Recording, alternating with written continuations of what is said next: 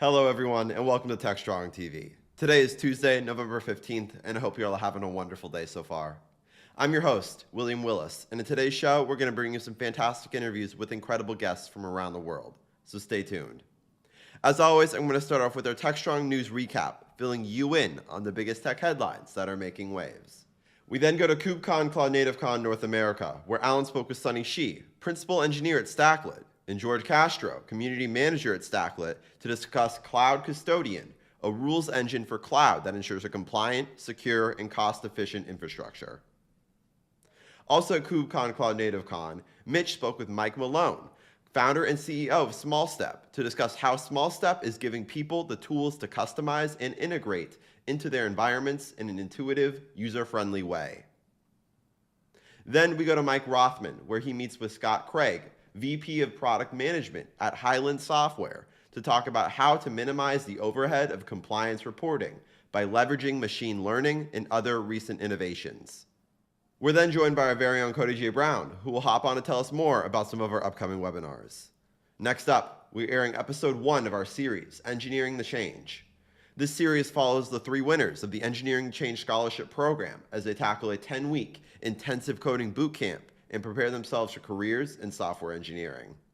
Then we go back to KubeCon Cloud Native Con North America, where Mitch spoke with Sergey Egorov, co-founder and CEO of Atomic Jar, about the DevTools company that builds soft services for open source projects. We will then be airing episode 7 of Techstrong Research Review.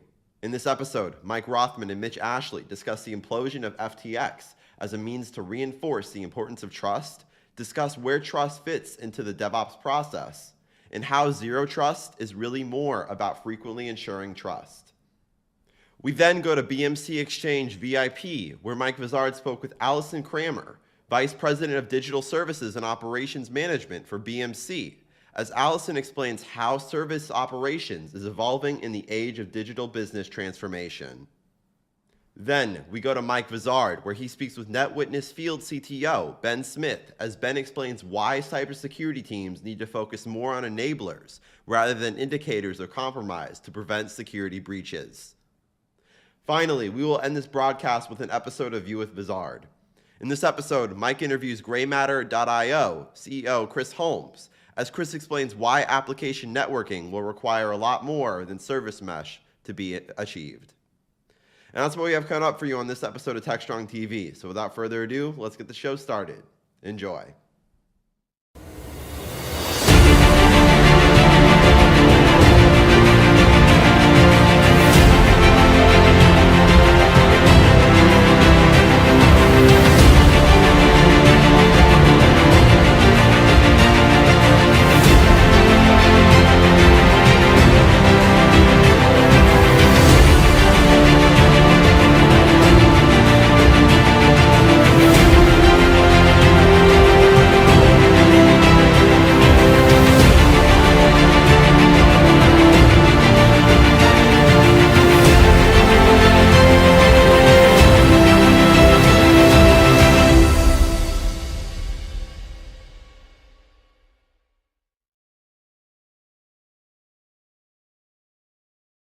Hi again, everyone. Here are the headlines for November 15th.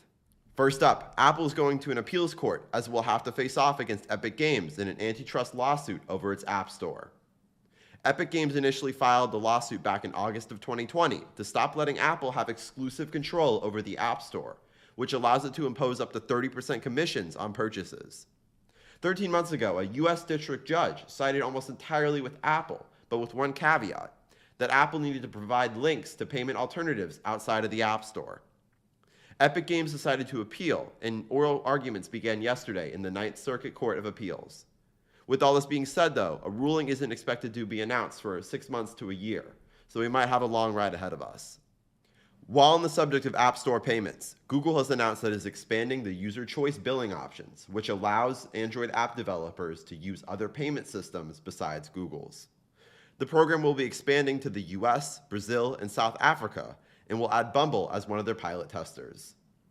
Developers that want to use the user choice billing have to follow particular UX guidelines set by Google. With all this being said, though, not everyone is happy with it. The same Epic Games that is suing Apple is calling it a sham, citing the only 4% reduction in commissions. Google says that this pilot program is meant to understand the complexities involved with user choice billing from a development standpoint as well as a user-based one, and will continue to roll it out over the course of the next couple months.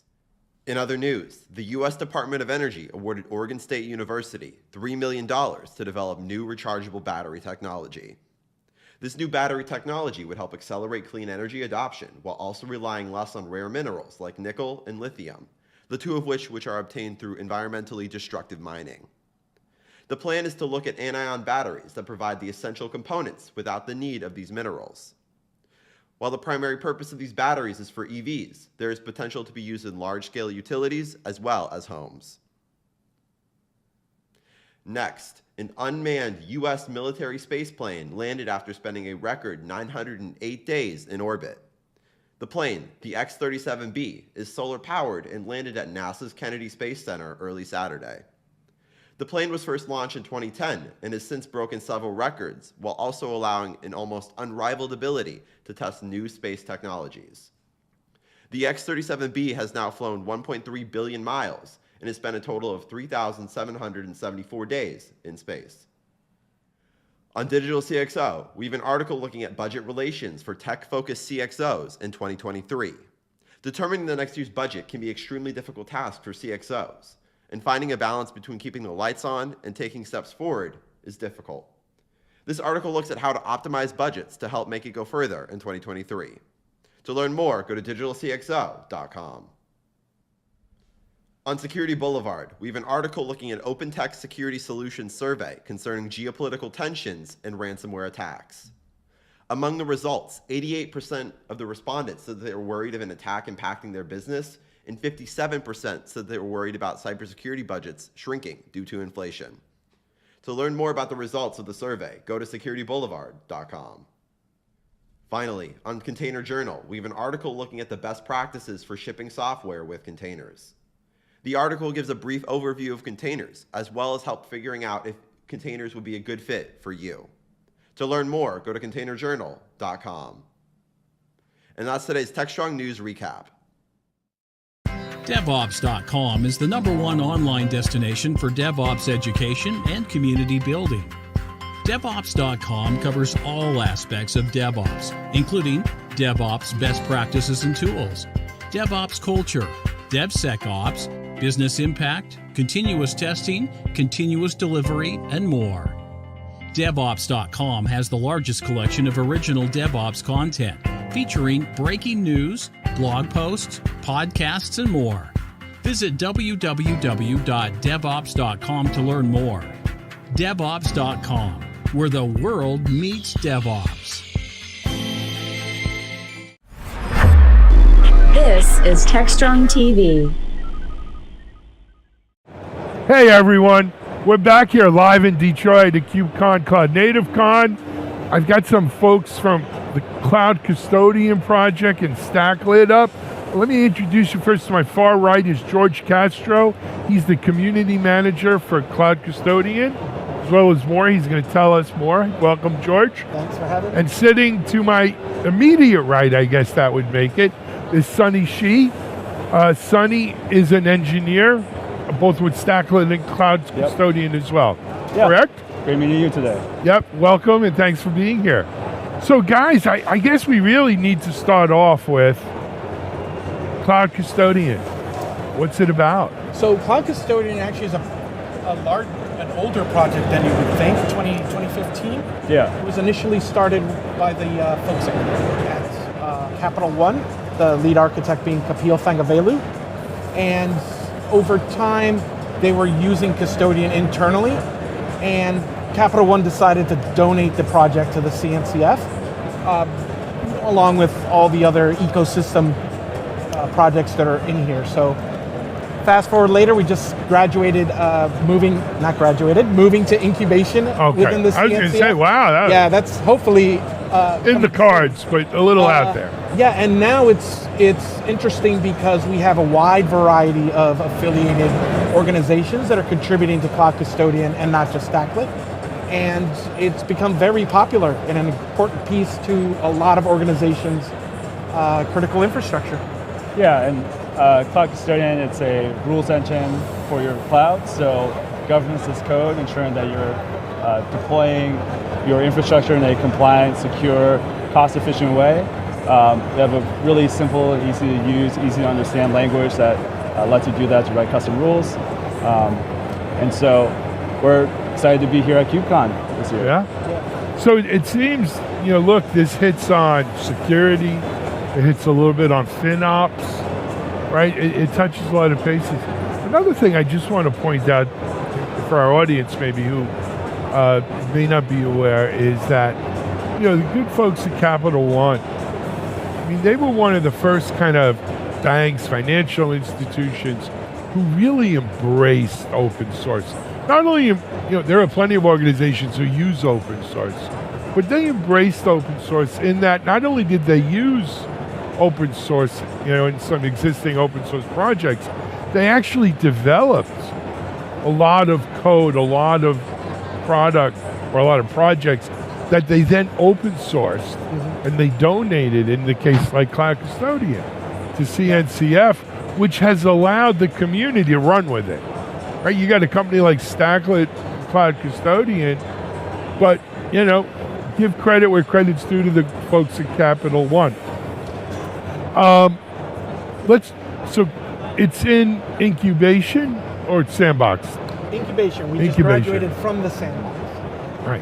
Yeah. So give us an idea what's new in releases with Cloud Custodian.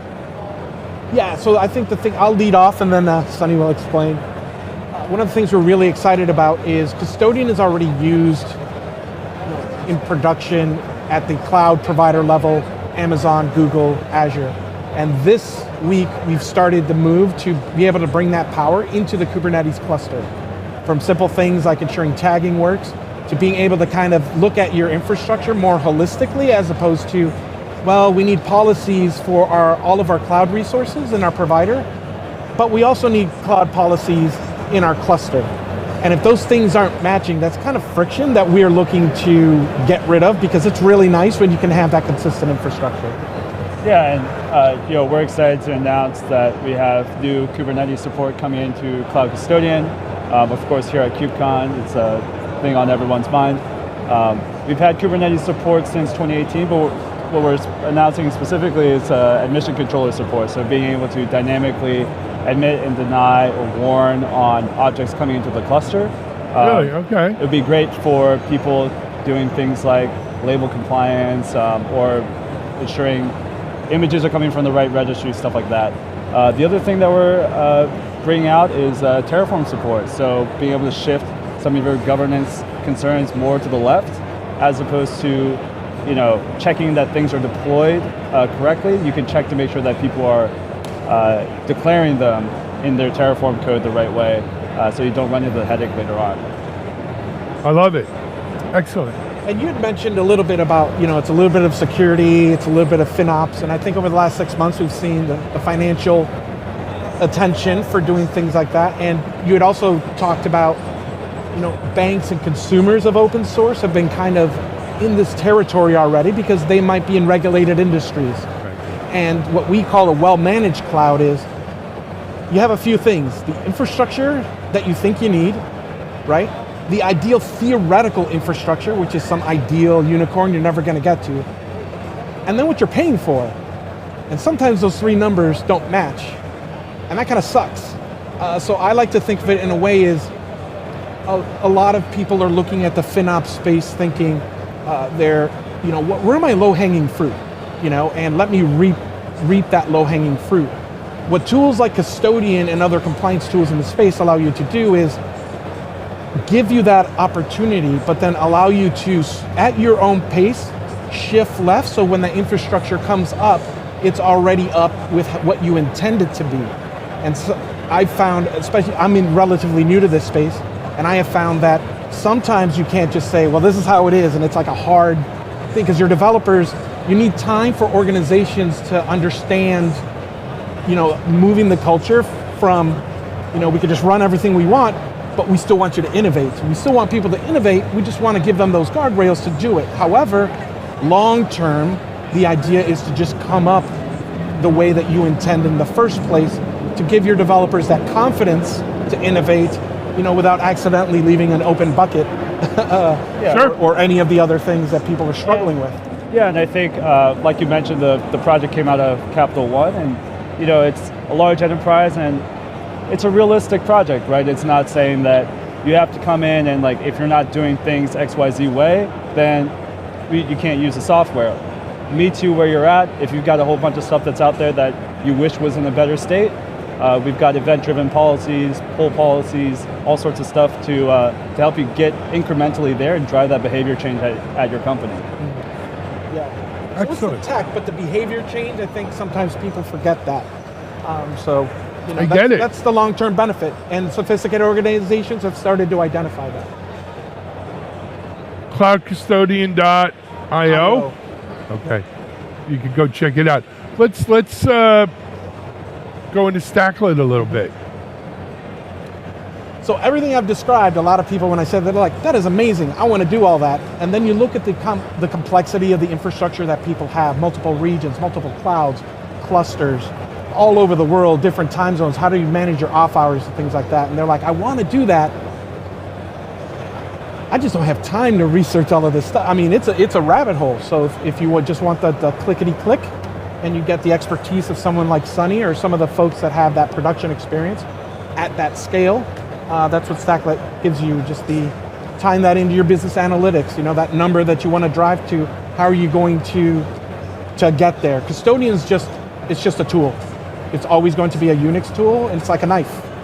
But people are here for the full meal. Yeah, I think, Stacklet builds upon what Cloud Custodian has. It is built on Cloud Custodian, and we've got additional great products such as AssetDB and Communications Hub to really help drive that forward inside your organization, because we want people to have a well-governed cloud too. I think rising tide lifts all ships, and if everybody's getting into a more well-governed space, then we can go work on other cool problems, right? So we don't want you to spend time stressing out about your governance. If we've got the tool for you to help you get there, I think that's a great thing. Excellent. Stacklet.io. That's right. Just making sure we get them out there, right, guys? Their domain. Yeah. Yep. So you made the Cloud Custodian announcements were kind of in the beginning. Today's only Wednesday. So beginning of the week here at KubeCon? Yeah, so we actually had a governance as code day last week where some of that stuff was sort of in preview, but here today we want to make sure that people are aware and finding out the good news. So Cool, man. George, Sonny, thanks for coming on and being on Techstrong with us today. Awesome. I appreciate it, man. Thanks for having us, man. Keep doing what you're doing. It's a great project. yeah. All right. Cloudcustodian.io, Stacklet.io. Here on Techstrong TV, we're going to take a break in Detroit as the motor cars go around. We'll be back in a little bit.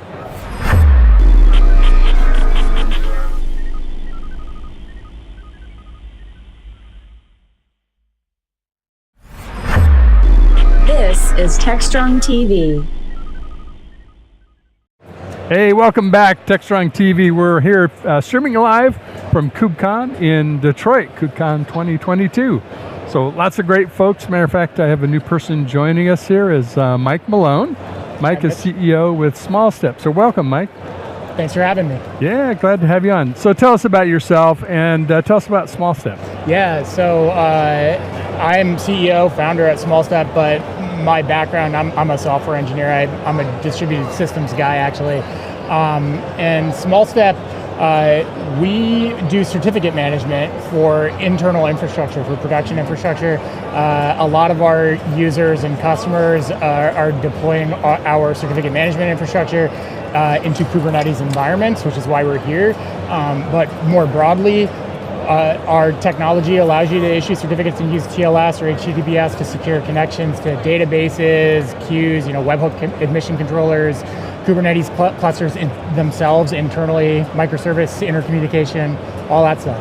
Very good. As it happens, I didn't know that before, but I actually have a background in digital certificates and ran a business for the cable industry for their cable modems and all that stuff. So very cool. Well, one thing I can imagine, you can validate for me, I don't imagine developers want to spend a lot of time managing certificates, right? They just want it to work, right. deploy it for me. I don't care about rotate. Yes, I want them to rotate. I want to be secure, but they don't want to muck with it, right? They want it to work for them and kind of be out of the way, but be secure. I would say that's absolutely correct, and that's been a big focus of and differentiator for our technology as sort of compared to what existed prior to justifying our existence. I suppose is this focus and philosophy on automation, ease of use, and also misuse prevention, putting sort of guardrails around it. We like to make easy things easy, hard things possible, and just keep you sort of in that safe zone.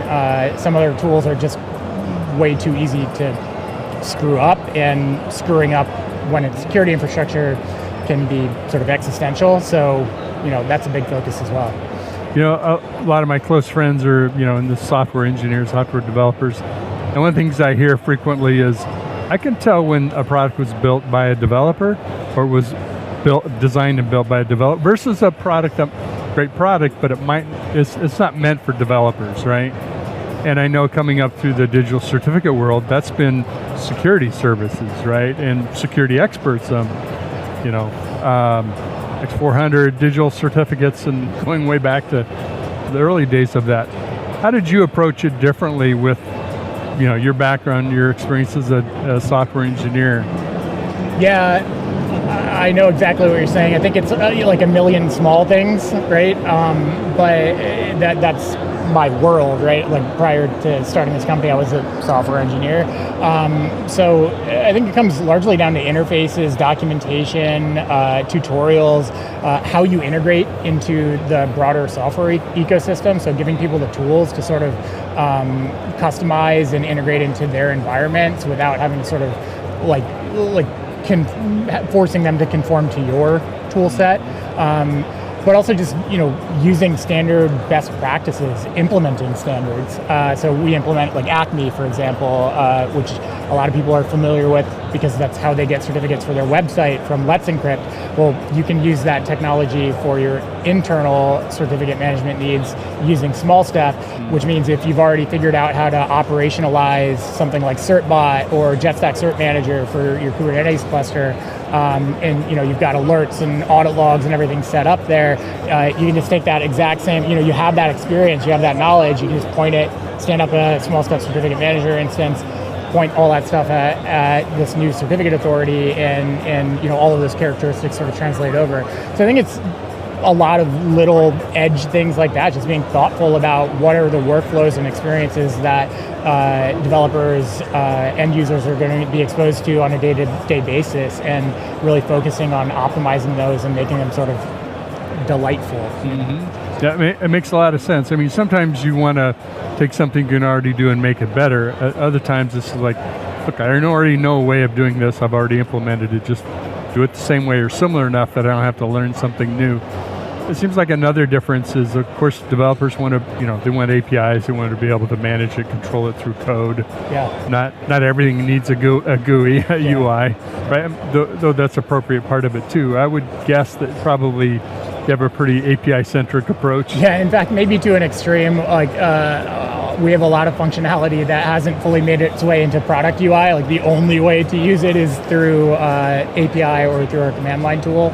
We do have an interesting challenge around API because being asymmetric cryptography, best practice there is you want to generate the keys where they're being used, which is a subtle security sensitive operation that a lot of developers don't necessarily have deep experience with.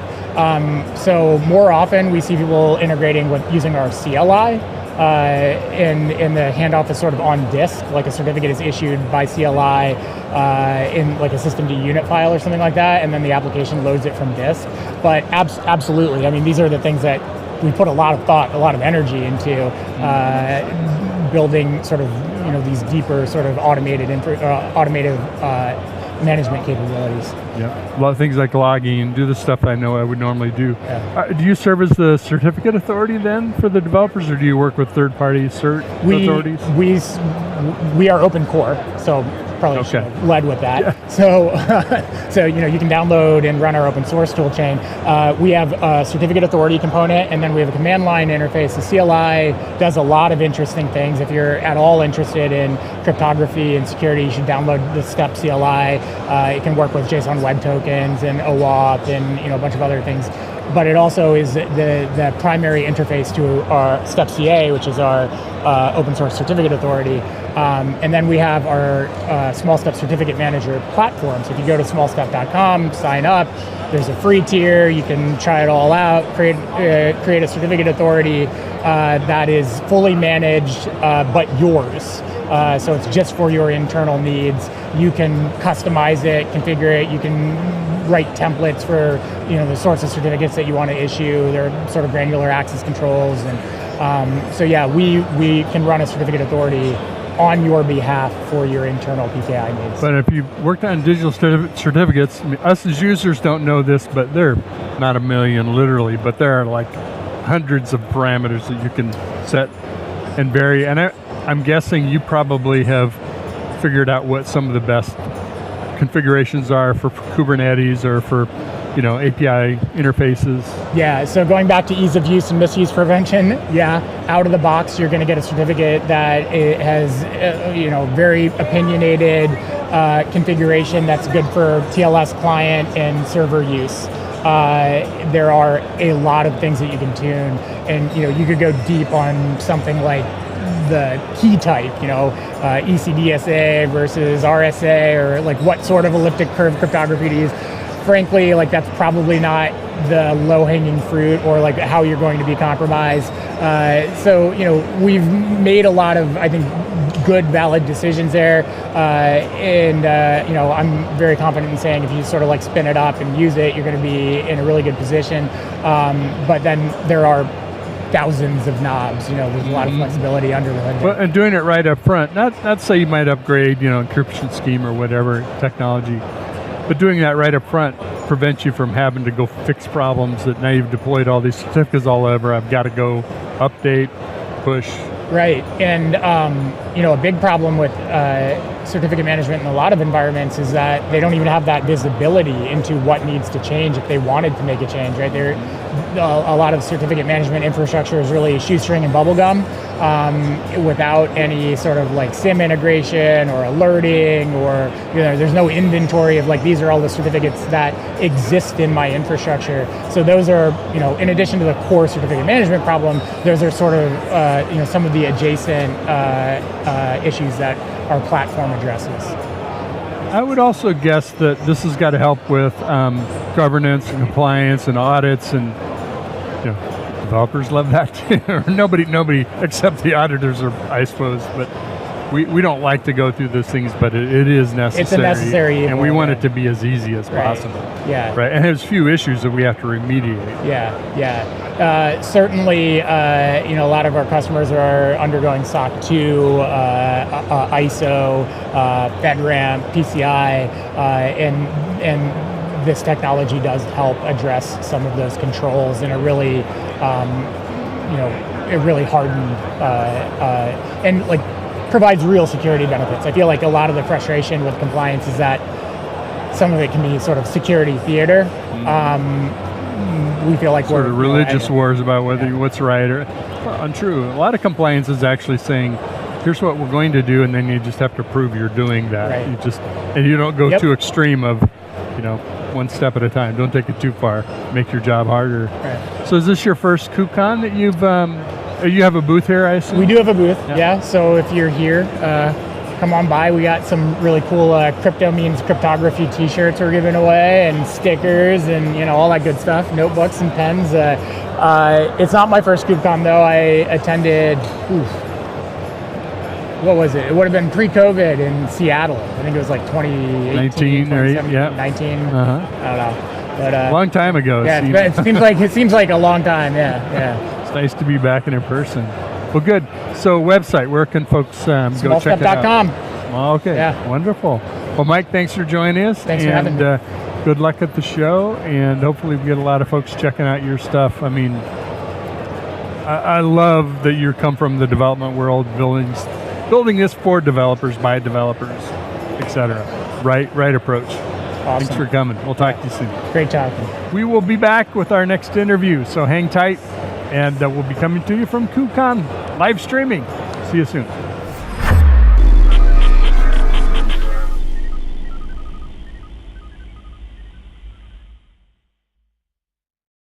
ContainerJournal.com is the leading online destination for centralized computing-related content. ContainerJournal.com covers all aspects of software containers, from container management, data management for containers, container security, networking for containers, to the entire container ecosystem, Kubernetes, microservices, serverless, and more. ContainerJournal.com has the largest selection of container-related news, featuring breaking news, blog posts, podcasts, and more. Visit www.containerjournal.com to learn more. This is Techstrong TV. Hi, everybody. This is Mike Rothman, General Manager of Techstrong Research, here with another episode of Techstrong TV. I am pleased to be joined by Scott Craig. He is VP of Product Management at Highland.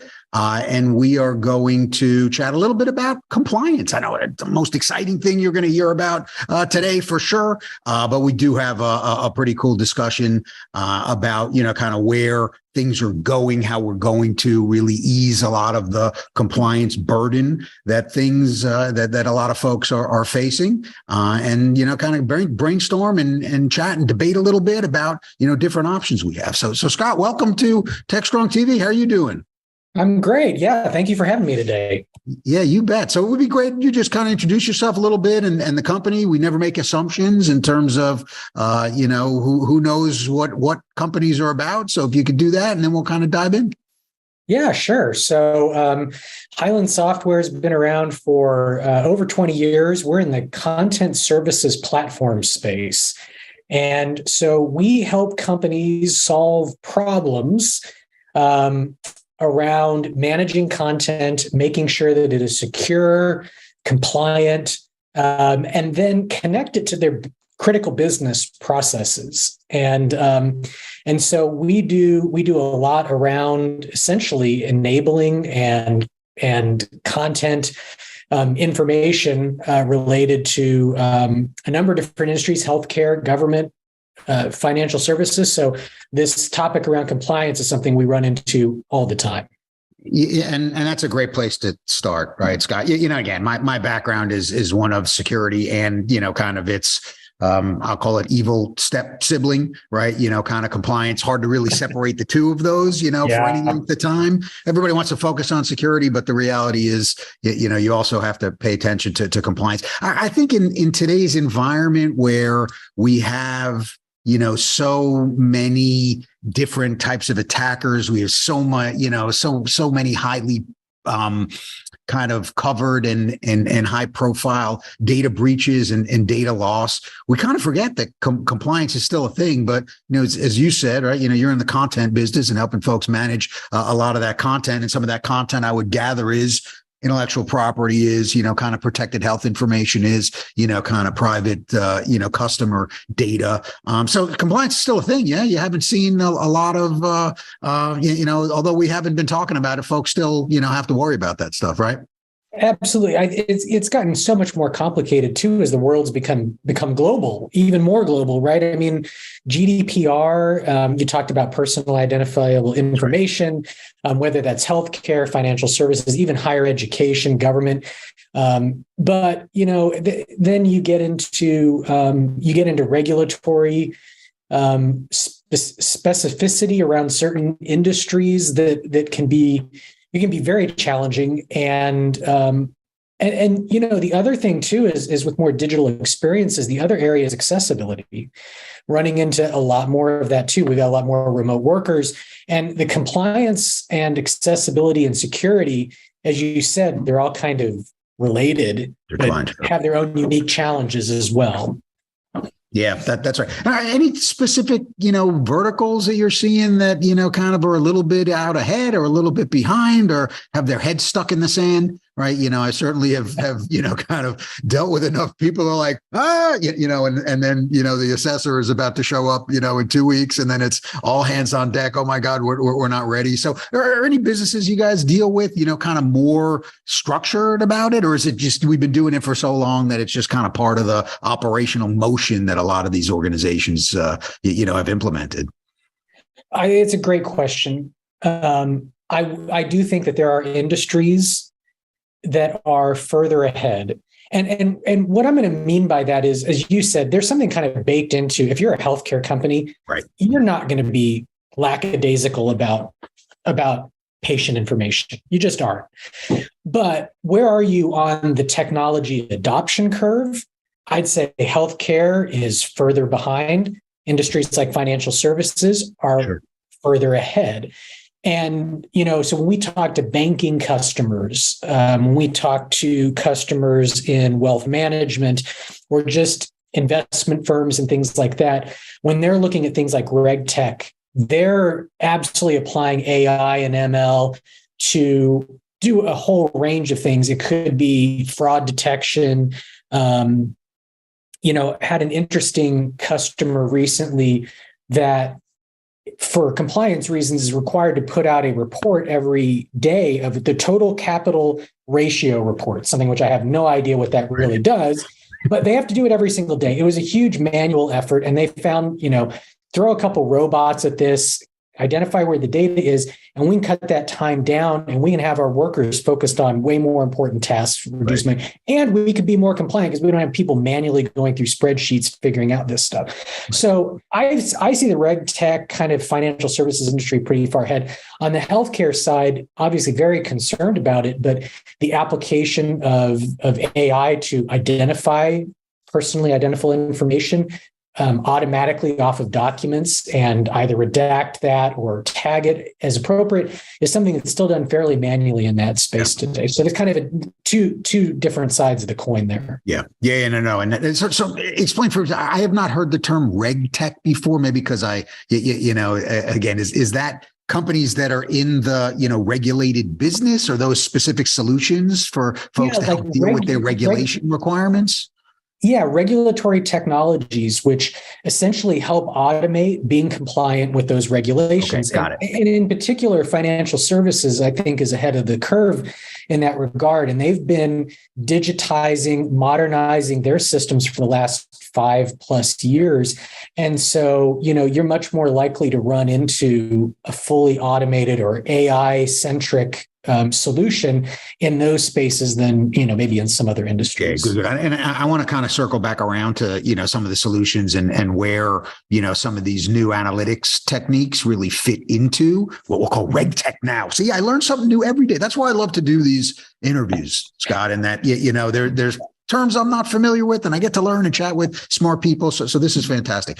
One of the things you kind of, keyed on, kind of the increasing globalization of, a lot of the technology environment. I also want to, kind of pick your brain a little bit about what this evolution to SaaS has meant, for regulated data, right? Because, again, I look at it from a security standpoint 99% of the time, right? So I'm like, well, as my data goes all over the place, obviously that creates an issue in terms of understanding what my attack surface is, because now I got to know where my data is, and it's not in this, comfy confines of my corporate network anymore, right? It's all over the place, and, give somebody a credit card and it can be anywhere at this point. So obviously that's got to have, kind of a major impact on how you think. And we talk about SaaS, right? But infrastructure as a service, kind of moving workloads and other applications into cloud hosting platforms. So how have you seen that impact, kind of how your clients are thinking about this, compliance and regulation challenge? Yeah, it's a fantastic question. I see a number of different areas where the move to SaaS is driving completely different behavior around compliance. And one good example is, so Highland is a global company. We serve customers all over the world, but we have to be pretty sensitive about a customer whose data is in Europe, has to stay in Europe, or even in some cases in the country where it originated. It can't be copied over to the United States. So part of where we can apply some content analytics, some AI and ML is to geotag, make sure we know where data is coming from, and make sure it is stored in the appropriate places from a geographic perspective. That's just one example, but healthcare companies, we do a lot of business in healthcare, and moving patient data to the cloud introduces a whole other level of complexity. And the reality is this has to happen. There are laws now that require hospitals to provide patient data to patients when they ask for it. Yeah. And how do they want to interact? On my mobile phone, on my laptop, on my iPad, whatever that device may be. And so we now have to think about what compliance looks like in that environment. What does it mean when I give you your patient records, and I'm transferring that ownership to you in many regards, but making sure that the content is secure, that only the correct people get access to it. It's a tremendous challenge. We see this though, I'll give you another example in higher ed.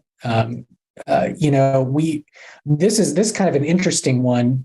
We have a solution that does blockchain anchored credentials, because there are schools like Harvard and MIT where that degree is very, very meaningful. And you and I know we could probably go on our computers and we could create my diploma from Oxford, right? And everyone would think I'm really. My brother did that years ago, so don't. That one hits a little close to home, but yeah. Yeah, but if we can blockchain anchor that and we can credential it, then when I say I've got my degree from, in my case, Colorado College, you can go check that out. You can verify that it's real, and that then helps a company avoid hiring somebody or giving someone a job or whatever based on qualifications maybe they don't really have. So there's so many different ways that technology can help with these problems. The AI can help identify where there are risks. It can help properly put things in the right places so that the right people and get access to things. But it can also just help with the actual chain of authority and record. So there are a lot of really interesting use cases out there. Yeah, no, that's cool. Let's dig into that a little bit, because again, I just when anybody ever says classify data and use the machines to kind of automate a lot of that stuff. Yeah, I mean my kind of BS detector kind of starts to go off like crazy, because it's always been hard, right? And I remember back to kind of the DLP days, right? Data loss prevention, type of technologies, and we can look at the data and we'll know when it's leaking. And it's just like, no, what is about 50, 90% false positives in terms of, kind of classifying data wrong or flagging stuff that's, legitimate business, process. But again, that was years ago, right? So has the analytics, improved to the point where, we really can use ML and AI types of technologies to be able to more predictably identify these kind of data types and get in the way, at least flag them right before they go off into a situation where they're exposed? Absolutely. And I mean, listen, there are risks. I think that the smart implementations of AI and ML have meters kind of built into the process to understand what your risk level is. So if I'm 90% confident, is that good enough to let it go through? Or do I need 99 or do I need 100%? I don't know what that, it depends on the industry and the use case, but, you can always do that. But if you think about it, I don't know the last time you deposited a check, but, I do almost all of that now through my mobile phone. Me too. And there's risks with that, but the reality is that we do a lot today with transferring data, with capturing data that gets shared with institutions that we work with or we vend with. Yep. That is using AI and ML to recognize the information, extract it, classify it, and then put it in the correct system. So we see it all the time. When you get to kind of the self-driving car lane, right? That starts to get pretty sophisticated, but the reality is the tools to really accurately classify, extract, and do the data analysis on this has gotten quite a bit more mature in the last few years. Yeah, that's great to hear, because let's just say it didn't work as well as it needed to, back in the day. And obviously one of these things, and especially with compliance, it's not one of those, aspects. It's call it necessary evil, what have you, right? But it doesn't really add value to the organization. It can certainly take away value for sure, right? I mean, if you have some type of, kind of major issue or regulatory fine or something along those lines, that can be obviously very problematic, but it's not going to help you sell more stuff to customers, right? So you want to do it in a way that is most efficient, right? While without sacrificing on effectiveness, and making sure that you don't have to spend kind of 1,000 years getting ready, for the audit or the assessment, every time. And I think it is, kind of heartening to hear on the content side, right? As things continue to spread, right? Our data continue to spread to all these different places, that, we're starting to see some evolution and advancement in terms of the capabilities that we have to stay on top of this, and really just make the process of all this reporting and regulatory overhead, make that a little bit more manageable, right? So we can really focus on the stuff that helps, our businesses grow. So with that, Scott, and any other, kind of parting thoughts you have about, kind of AI, SaaS, and you're from Colorado, what the ski season's going to look like? I mean, it's all good. Everybody from Techstrong TV, we're interested in everything. Well, the ski season has gotten started. So, some of the lifts are open, and I can't wait to get out to the slopes myself. I think the only thing, just to kind of wrap up this discussion, is, it has been a rocky road. I think you make a great point about that I think companies have gone into this with huge projects to implement AI and ML. And a lot of times, I've found that it's been a difficult journey. And I do think that when we survey customers, the vast majority are looking to lower the costs of doing these things. And so you need a complete business picture. The cost of maintaining these solutions is not insubstantial. You don't just put these in and they don't just run forever effectively. You have to continue to maintain them. So I think, you got to choose the right partner to work with, and you need to think about it holistically. But there are so many different ways that these technologies can help companies even just improve the day-to-day life of the knowledge, the workers sitting at their desks, not doing all the manual activities, have them focus on higher value. It's good for everybody. So it's really an exciting time to be in the space. It's a topic I love talking about, and I have a feeling like we'll have plenty of opportunity for future discussions around this. Yeah, I'm looking forward to that. So this was a lot of fun. So with that, thank you to Scott Craig, VP of Product Management at Highland. Is it Highland Software? Is that? And where can folks find you guys? Highland.com or highlandsoftware.com or some other? Highland.com is the place to go. Yeah. Highland.com. Go visit, Highland, hear what they're doing on the, again, content management side and some of the compliance things with that. And with that, we'll wrap up another interview for Techstrong TV, and we will send it back to the studio.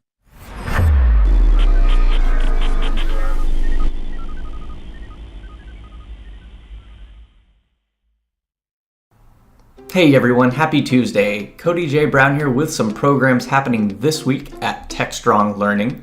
Tomorrow, Wednesday, November 16th at 11 a.m. Eastern on DevOps.com, we have another edition of our DevOps Unbound series brought to you by Tricentis. This episode, Cloud Native requires DevOps, or does it? This panel will explore the interdependency of DevOps and Cloud Native and help you decide whether or not it's a good idea to just dive in head first. Following, tomorrow at 1 p.m. Eastern on Security Boulevard, SciCode presents Understanding SBOMs, a practical guide to implementing NIST and CISA's software bill of materials requirements. This program will discuss what an SBOM is, the growing emphasis on creating SBOMs, and give an introduction to the next layer, a pipeline bill of materials. And Rounding out Wednesday, kicking off at 3 p.m. Eastern on DevOps.com, automating compute infrastructure to accelerate your cloud journey.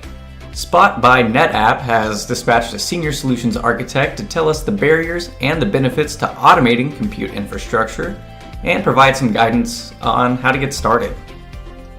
Now, moving right along into Thursday afternoon at 1 p.m. Eastern, we are joined by AWS and PagerDuty for humans, robots, and incident response. For too long, responding to the figurative server fire has been an all-hands drill. Implementing two key components of automation and communication can ease the on-call burden and intelligently get humans involved when humans actually need to be involved. And capping off Thursday at 3 p.m. Eastern, Mesmo is here to answer the question, what is an observability pipeline? Building an observability pipeline simplifies control and flow of data, enabling you to use real-time intelligence to make real-time decisions. You will not want to miss this one if you are interested in mitigating risk, improving customer experience, or just saving money. So that is all I've got for you right now, but we have plenty of upcoming and on-demand programs for you here at Techstrong Learning, so stay tuned. The Engineering the Change Scholarship Program offers a life-changing opportunity for a winner from an underrepresented community to change their lives by becoming a full-stack software developer. The background that you might see that it's a weakness, it's a strength in this field because everyone is constantly looking for people that are going to bring new ideas. It's an intense 12-week course that is not for the timid. For real, who's mastering this right now? Because I sure am not. So you guys are badass. Like as a class, you guys are crushing it. You've got to be dedicated. You've got to be ready to do it. Your life has to be ready for it. Follow us as we go through this cohort's Engineering the Change winner on their journey to becoming full-stack engineers. Say with great power comes great responsibility.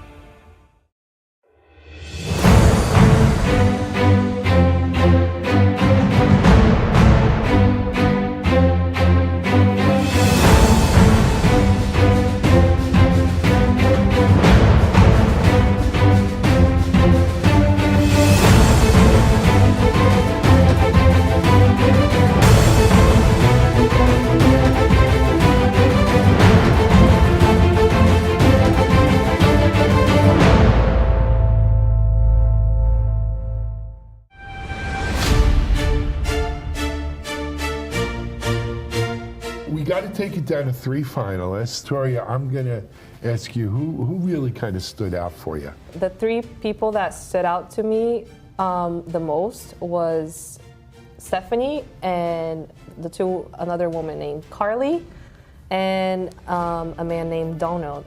Mitchell, what do you think? Yeah, I think I agree. Actually, I think those are three great candidates, and I mean, you know very well, right, what it takes to go through this process. Look, I still love good written and oral skills. I like people who can speak well. I like people who really can write well. All right. And I'm going to tell you something. To your point about Stephanie, is it Stephanie Sanchez? Yeah, Stephanie Sanchez. Her essay was one of the best essays I've ever read in the 3 or 4 times we've done this. Yeah. Okay.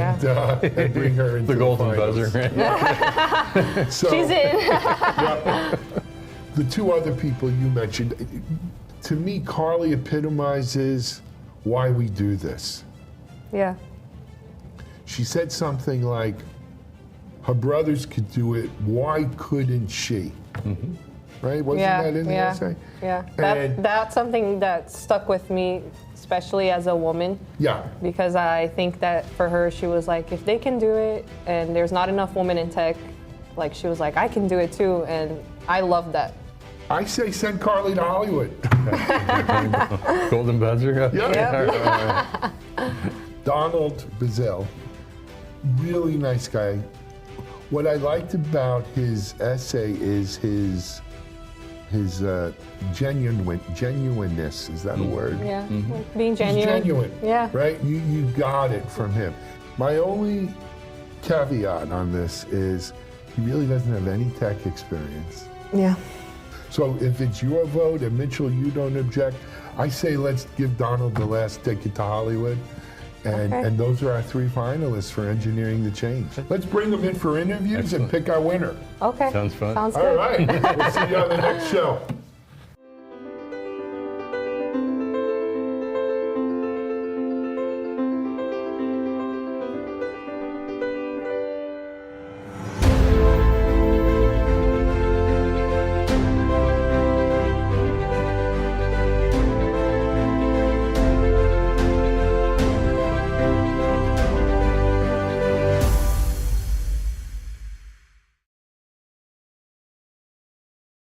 CISO Talk, to hear how real-world CISOs are dealing with today's real-world issues. From enabling secure remote workers to accelerating secure cloud adoption, defending against a pandemic of security attacks and beyond. CISO Talk covers the cyber topics you want to learn about. With your hosts, Unisys CISO Matt Newfield and Media Ops CEO Alan Schimmel, featuring a revolving panel of CISO cyber experts. This is where CISOs talk. Join us on digitalanarchist.com and Techstrong.tv. This is Techstrong TV. Hey, Mitch Ashley here at KubeCon Detroit, the Motor City. We're having fun here at KubeCon, talking cloud native and security testing, all kinds of things. Matter of fact, the gentleman that's joining me today is Sergey Igorov. Perfect. I'm close. With Atomic Jar. Welcome. Thank you. Thanks for having me. My first KubeCon, by the way. Is it really? Okay. Yeah, it's my first one. But it's a great show. A bit too big for me. I feel that half of it would already be large show. But nevertheless, really really cool stuff.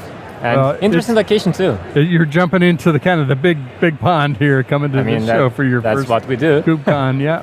Well, tell me a little bit about yourself and what you do at Atomic Jar, and talk about the company. So they say that I'm CEO.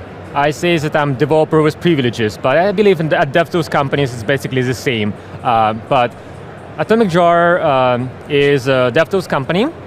We are building SaaS services for the open source project that's been there for almost 8 years, Task Containers.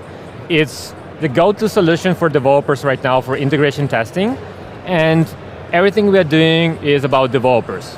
I'm not jumping on stage with developers, but I'm actually jumping at my place every time I see more developers discover Task Containers and adopt it, because that's how I learned about Task Containers, and that's what made me fall in love with the project, and turn it into product later. But maybe to give a quick background on what Task Containers is. Yeah, that'd be great. The idea is DevOps movement happened. Like DevOps culture, DevOps everywhere. But I feel that it's a bit of a Home Alone story. Because there is Kevin, which is testing. Because we modernized infrastructure, we modernized how we develop things, we modernized our IDs, we modernized everything.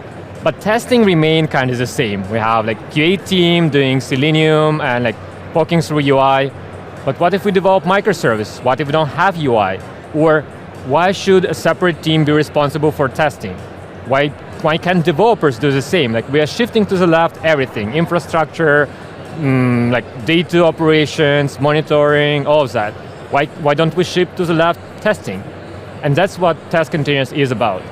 But an interesting thing about our approach is that we are shifting testing to the left, but we are not shifting tools that used to be on the staging environments, QA teams, all of that. We are not shifting them to the left. Those are faster horses. And it's kind of funny because we're in the city of Ford, but I see them as faster horses. Yes, we can modernize them, but it's not the revolution we need. What we need is, we need to shift to the right what developers are doing already today. Testing the way they prefer to do it, which is right now is unit testing. That doesn't give you enough confidence to ship straight to prod. Right. But if we replace mocking and code dependencies with real dependencies, real Kafka, real Postgres, real anything, then that's how we achieve modern testing. And that's what Task Containers does. It's a library, open source library, that gives developers access to real dependencies by using them as code dependencies, by coding their test environments and test dependencies. So would you describe it as like test-driven development, kind of building tests while you're doing development? That's actually a good question, because when we talk about test-driven development, we usually talk about test-first development. Like I write tests and only then I implement. But that's not how most of developers work. Companies are lucky if their developers are doing testing at all. I mean, automated testing. Good point, yeah. Because they might as well be doing manual testing. I start the service, I click something where I can send some requests with Insomnia or Postman or something like that, and I code testing. But it works today. I mean, my service works today. Then I write code tomorrow, I break something, but I will not be going through the same test scenarios manually. Right. And I introduce a regression. But automated testing runs over and over and over and over, and I'm not an advocate of TDD as the only approach, but I do think that automated testing should be part of every software development lifecycle out there, because that's how you maintain the balance between having automated testing, as in I write functionality, I write tests for this functionality, and I basically help myself because I'm a lazy developer and I want to do repetitive actions over and over and over. So I write a test once, and this test can run every time I change my application. So it's more like test-driven development, as in there are tests in your development process, versus test-first development with being very, in some sense, being a zealot of testing, as in, no, please don't implement anything until you write tests, because that limits you in what you can do, and you can move faster. Developers like to work on anyway. You want to kind of work on what designing, developing whatever you're implementing. Mm-hmm. So is it interesting? You mentioned being a lazy developer. Actually, a couple of the best developers that are good friends of mine I've known for a long time, they say exactly the same thing. I'm a lazy developer. Write the least amount of code possible. Mm-hmm. Don't write code unless I need to. I mean, and they do a lot of heavy reuse, like you're talking about. Are you focused on cloud native primarily, or just any kind of testing that you're shifting left? For us, it's basically if you're developing a backend application, not necessarily like we see test containers being used with front-end applications too, but most of us focus on backend. If you're developing a backend application, being a microservice or monolith, or maybe you're developing a Kubernetes operator, why not?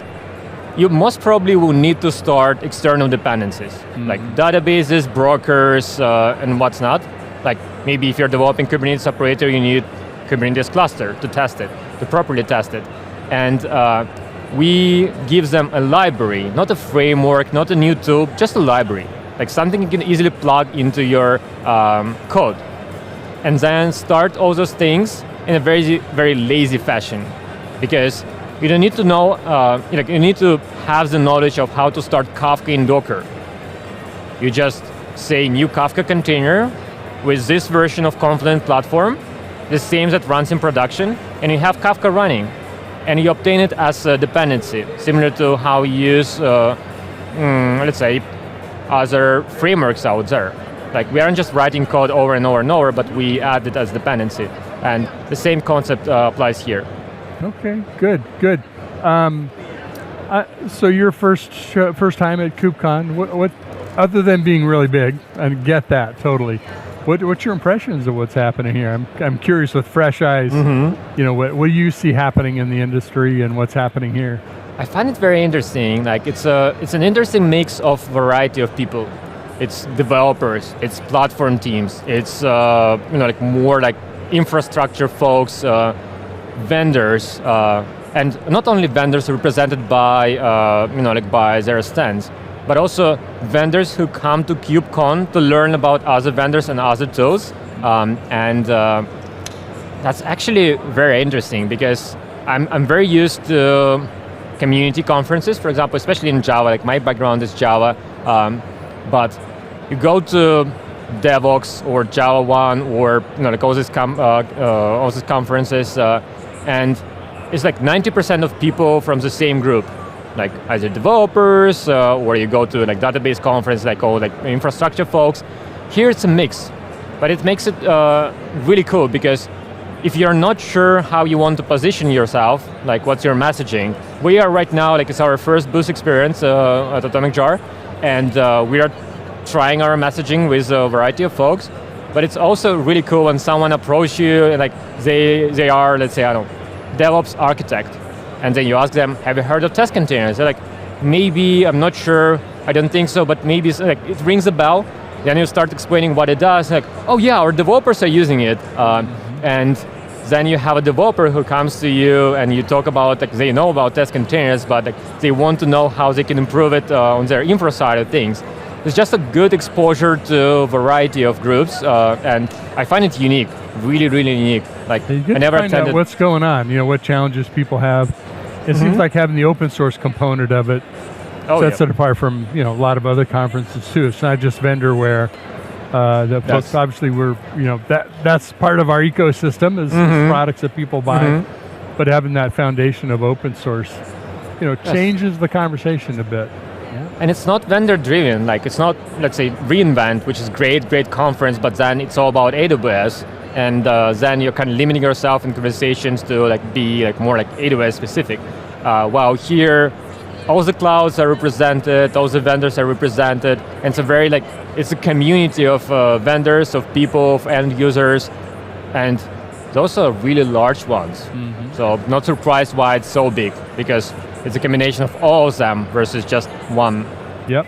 Well, so how do folks engage with Atomic Jar? You mentioned open source. Is there, a SaaS part of this? Or how would folks use your stuff? So the open source library been there for 8 years, or almost 8 years. But we've been hearing this feedback from our users over and over and over because it's Docker-based technologies that, especially like Docker came a long way from like being like early adoption to being like Z2 everyone is using to, okay, we're replacing Docker with like lower level components. Like you won't find Docker and Kubernetes anymore, but one of its components, which kind of makes a lot of sense. But then to have your experience consistent, and Docker remains the best API for integration testing. For example, we could target Kubernetes and Kubernetes API, but then we won't be able to do some really interesting things like connecting and disconnecting things with networks. Like with test containers, you can start your application, start Kafka or Redis, then disconnect your application from Redis and test that your application responds to Redis not being available, like when you're upgrading it, for example, like whether you have the right timeouts and all of that. It's just one of the examples. But Docker remains the best API, but it becomes harder and harder to find Docker in various environments. And what we do with Test Containers Cloud, we provide a managed platform where you run your tests and we take care of the rest. We basically move Docker from the machine that runs the tests to the cloud, to the edge actually, because our platform is like edge platforms, like more than 20 locations across the world. And then what happens is that since containers are no longer running on the machine that runs the test, first of all, you can optimize your test runner to be a much smaller machine. Now you only need to run your test code, like similar to unit testing. And then we can also do, it's not just one environment that we can provision, but many of them. Like we run more tests at the same machine in parallel, which is not possible with containers when they run and share the same CPU that runs the tests.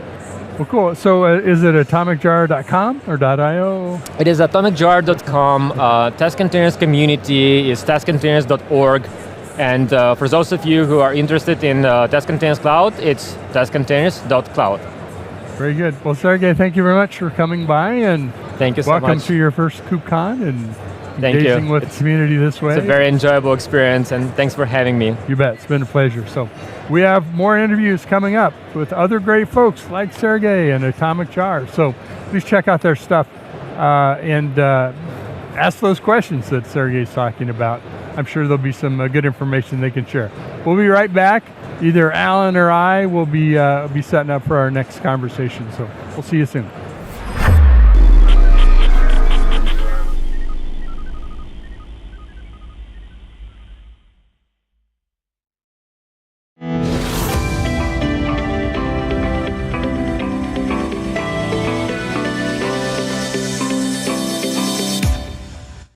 Hi, everybody.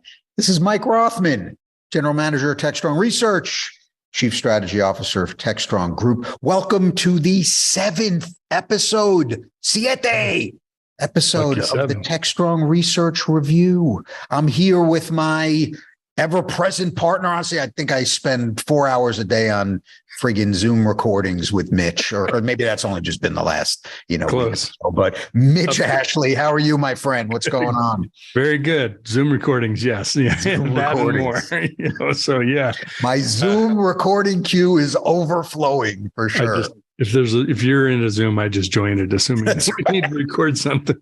I knew giving you access to my calendar was a mistake. That's I warned you.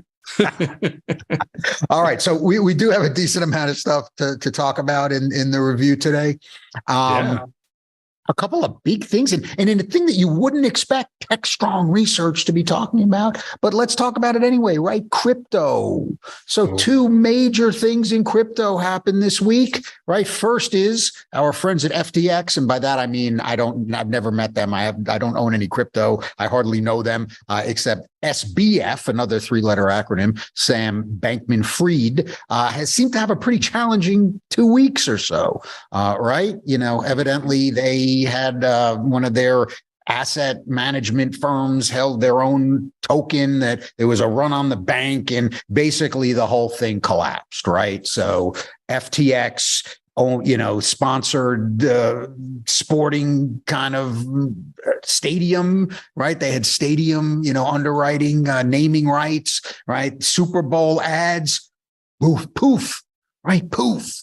And when folks said, maybe there's nothing underlying it, right? Not a gold standard, not a government, not anything. Maybe that's not a great idea. Well, it turns out maybe that's not a great idea on that front. So that's one, right? That's example one on the crypto side. The other side is this fellow who the FBI raided his apartment, and he had about $1 billion worth of Bitcoin that he had stolen from Silk Road, 8 or 9 years ago. Literally $1 billion sitting there in on discs in his thing. And obviously due to the way they can track, kind of the coins now, he couldn't really monetize those or launder those in any way, shape, or form. So he was just sitting on them until he got caught. But this brings a bigger concept that I really want to focus on, and that's the concept of trust, right? Obviously you are trusted. If you're buying crypto and you're depositing money with FTX and you're using that to buy whatever token or coin or what have you, you are trusting that organization is going to, kind of be a shepherd of your money, right? A custodian of your money. There's no regulation or very little regulation at this point in that business. And these things start to implode. And shockingly enough, they start to implode, right? So trust, it's one of those things that we kind of take for granted, right? We have our brokerage accounts, we have our banks that we work with in the States and, around the world, right? We just kind of take for granted that, our money, but they're just really ones and zeros at this point, right?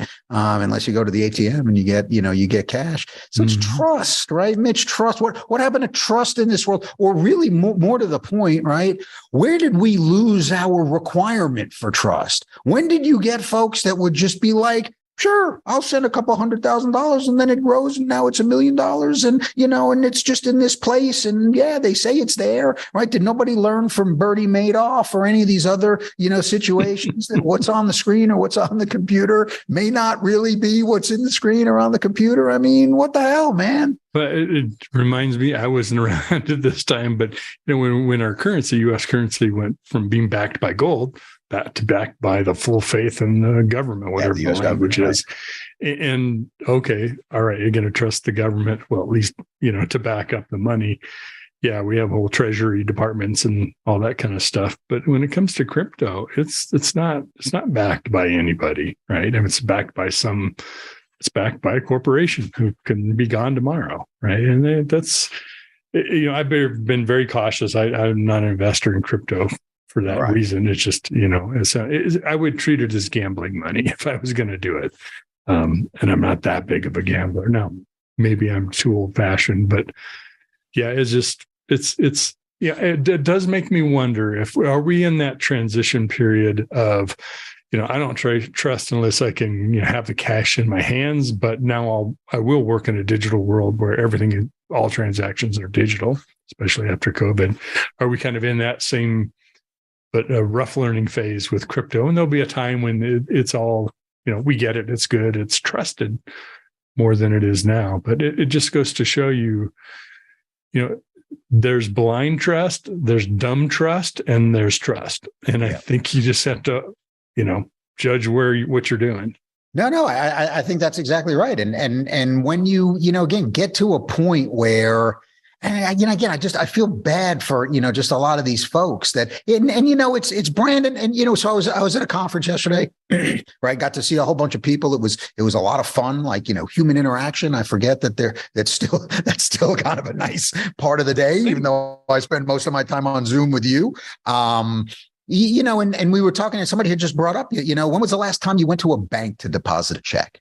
Right. I don't do that. That's not a thing for me anymore. I just I take a picture of it, right, using the bank's app, and it gets deposited, and I check and I make sure it's in my account. And I trust that, right? Because that's a financial institution I've been working with for a long time. It's not a fly by night thing. I have a trust in that organization based upon a years long history, understanding that there are regulations that, kind of back the assets that I have with that organization, with insurance, right? So they have insurance, or if something does go bad, I may lose some money, but, it won't be a total wipeout like it is with FTX. And I think, and again, we're both, kind of old time security people, right? And we kind of grew up paranoid. We make our living being paranoid. We kind of wake up in the morning and figure out, what's going to kill us today. So I look at those things and go, yeah, I'm probably not going to trust one of those,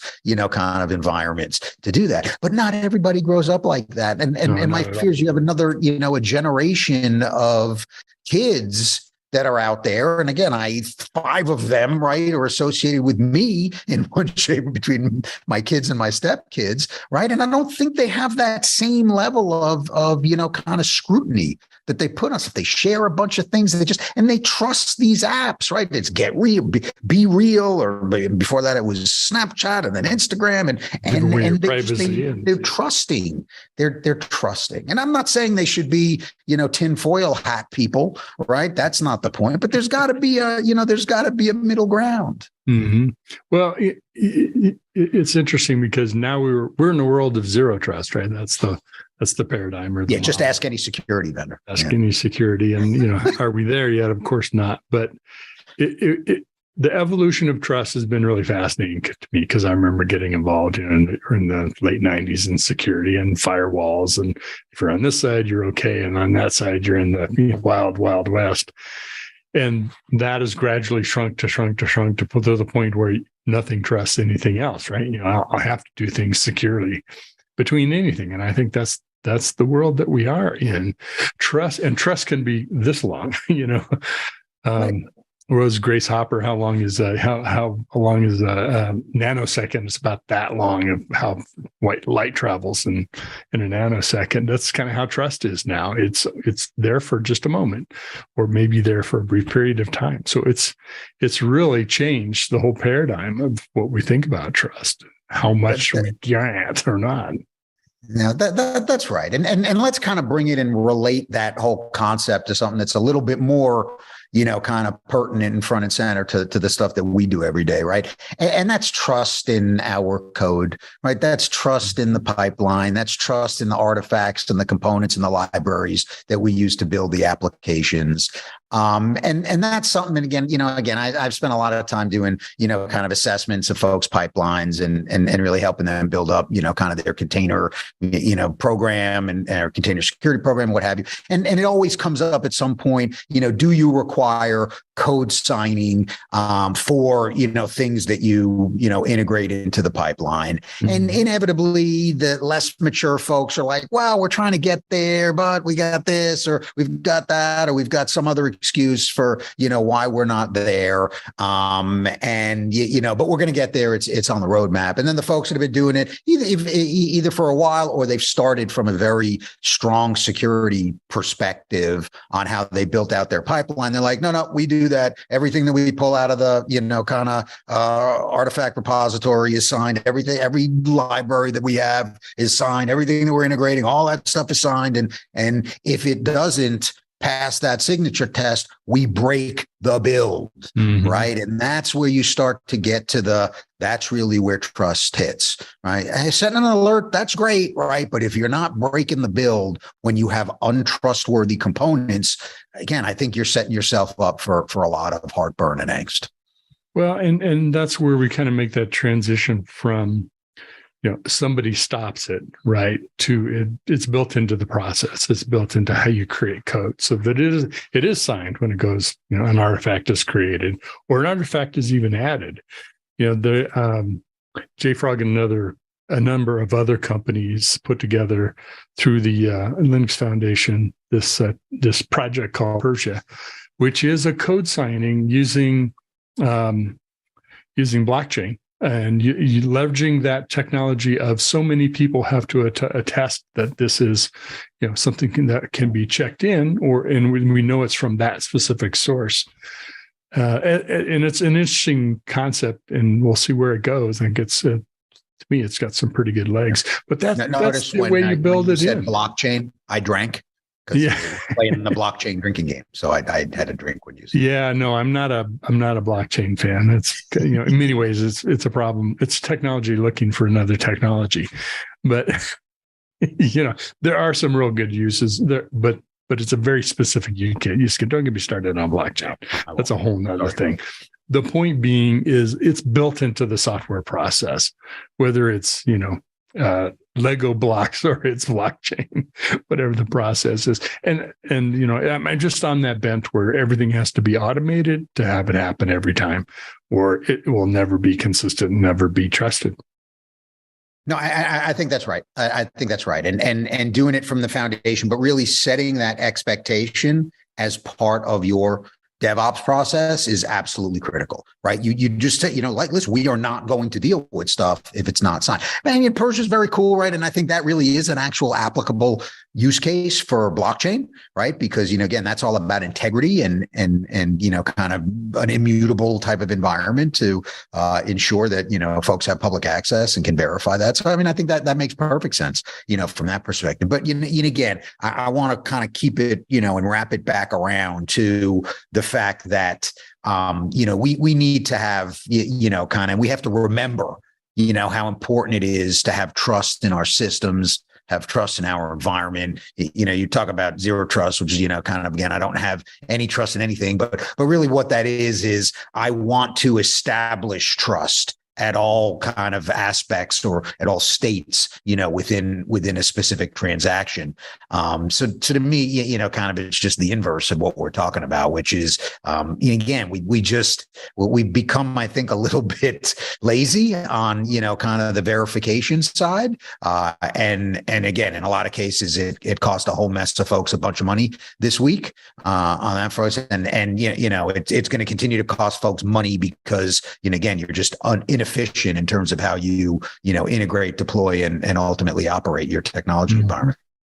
You mentioned code signing, even GitHub with their workflows or actions. GitHub Actions is what it's called. GitHub Actions. Yep. Yeah, that's not built in too. In code signing, when you check things in, it's really fascinating to me that it hasn't been a thing.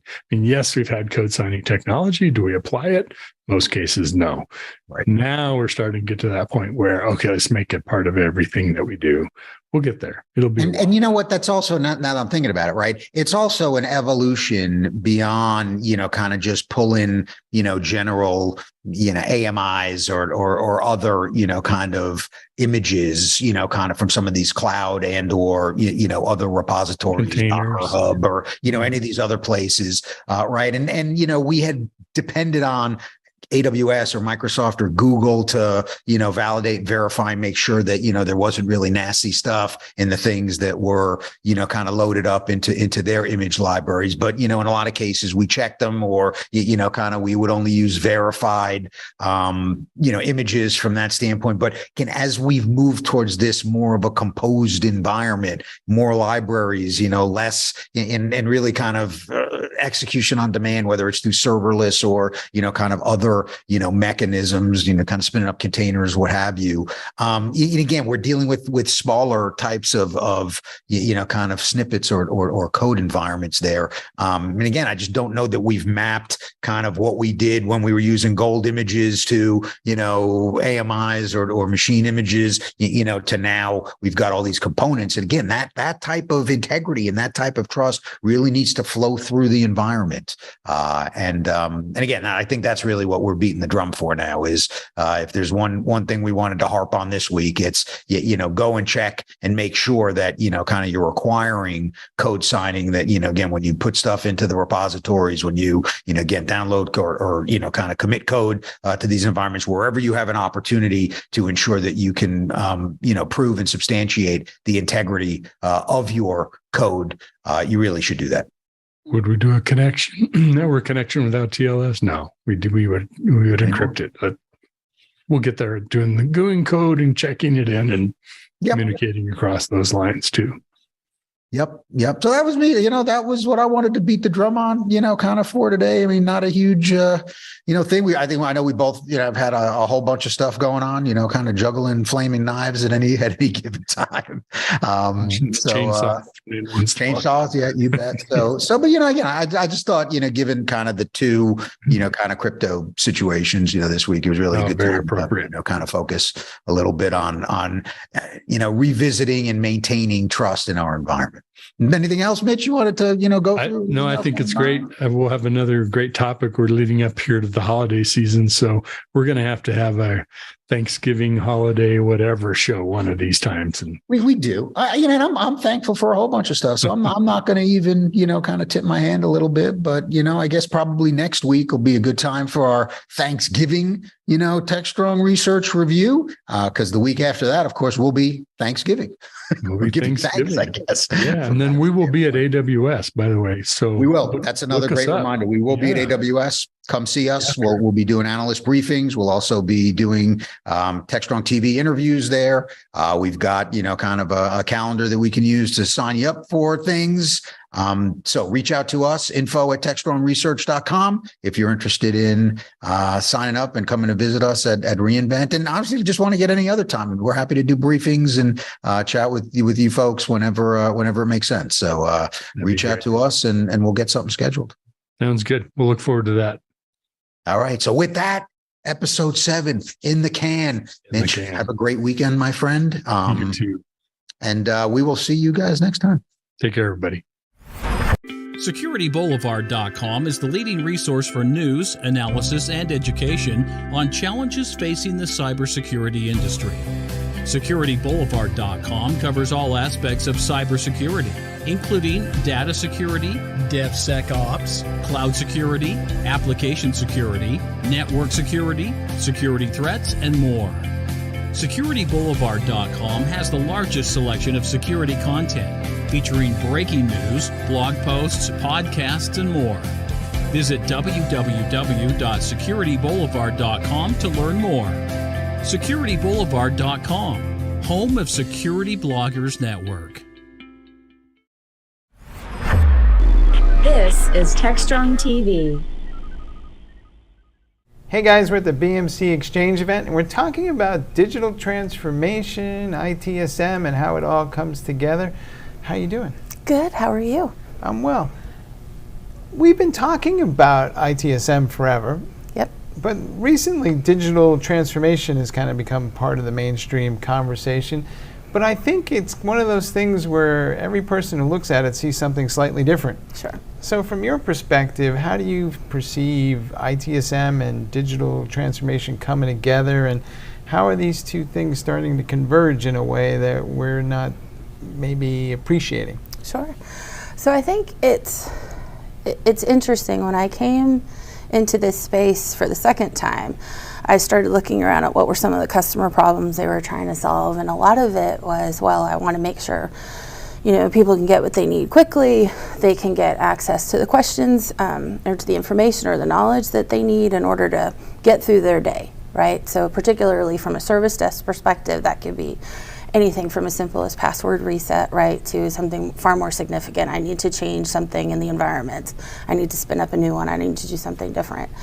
And when I first looked at it, I thought, well, gosh, these sound like the same problems that we've been solving for forever. Like, I must not get it. I must be missing something. And when I went back through those questions with some of our customers and with the analyst community, with folks like yourself, it's really started to come out with, the problems may be the same, but the context in which we're operating is completely different. And the expectations that everyone has are completely different, right? On Friday, when I kind of give up and I have 3 kids and they're like, what's for dinner? And I'm like, oh, right, I order a pizza and I can see and they can see on the phone, right, like where that driver is, where it's coming, where it's going to be almost to the minute of when it hits the door, right? And that's the kind of service that people expect for everything. Of where's my computer, where's my, why won't my password just reset itself? Why won't all these different things happen? So we have to really rethink how we've approached a lot of situations that may seem we've been doing them for forever. Now we have to do them with a different set of expectations, a different set of requirements. And in a lot of cases, working with a far more distributed workforce than maybe we've ever had before. And I think that's one of the places where service management can now really shine, because even in just our conversation now, we haven't called it IT service management anymore, have we? Right? We've moved to, no, it's just service management and providing all those different services around an organization. To your point, a lot of those services, some of them are internally facing towards employees, and a lot of them are externally facing towards customers or partners. But I shouldn't have to have a separate platform for each one of those motions, because it's all really kind of the same data sets and the same process management. So is that kind of what you guys have been working towards? Yes, absolutely. That convergence of expectations and that notion that how you treat your employees is part of your brand. It's part of your experience. It's part of how you recruit. It's part of how you keep the best talent with you. And it should also be part of the experience you provide to your customers. Why should there be all these layers in the middle, right? Why don't we cut some of those layers out, move more closely, support, again, your customers in the way that they want to be supported, where they want to be supported, and then do that flawlessly. As we go along, traditionally a lot of these products ran in some sort of on-premise environment, but you guys have Helix, it's a SaaS-based environment. Is that where we're moving to? Is that whole function moving into more of a SaaS platform? And if so, what drives that? I think it depends on who you are and what you want to do, right? We have some customers who are still on-prem, and they'll always be there because of either some regulatory issues they have, just preference. We're more about meeting you where you are and supporting your vision of what you want to provide. So we do have our SaaS platform, which we're very proud of, and we feel like it's innovative and it's very well connected based on bringing all those best of breed services to market. And that's where we think folks are going. It's where the market has said folks are going. We've seen very high and excited adoption with it. This weekend, I think they mentioned in the keynote, we had another big migration of someone move forward and have a great experience. So I think, to me, that on-prem versus SaaS is very much in the eye of the beholder, right? And that's just, it has to be what works for you and your organization so that you can fulfill the needs that you have. But I think you could do it with either. From your perspective, what differentiates your platform? And I know you've added some new capabilities here at the show that were announced, but a lot of people have a lot of choices now. So what exactly is it that people should be looking for from you guys that's going to be different that they wouldn't see somewhere else? What I think is great is when we look at the Helix platform, we've really contemplated what does it take to be successful in operations management. We have a long history there, right? And then we look at what does it take to be successful in service management, really long history there as well. We have history supporting the mainframe of if you have one of those in your environment, what does that look like? And then how do you pull all of those things together in a very deeply collaborative and interesting way. And I see a lot of folks talk about integrations, but they're not necessarily integrations with value. How do you actually connect things together so that one group is sharing data real time, but meaningful data, packaged up in a way like maybe service management, puts in a bunch of tickets, right? How do those get organized and set up in a way so operations management can see that, so that makes sense to them in the context of their world, right? And then what can that person also do if they're thinking, okay, gosh, I have an issue, right? Everybody's seen the scenario where all the dashboards go red, but you still don't know what's wrong, right? So we feel like we have some significant differentiation there where we feel like we can help you really figure out quickly what's wrong.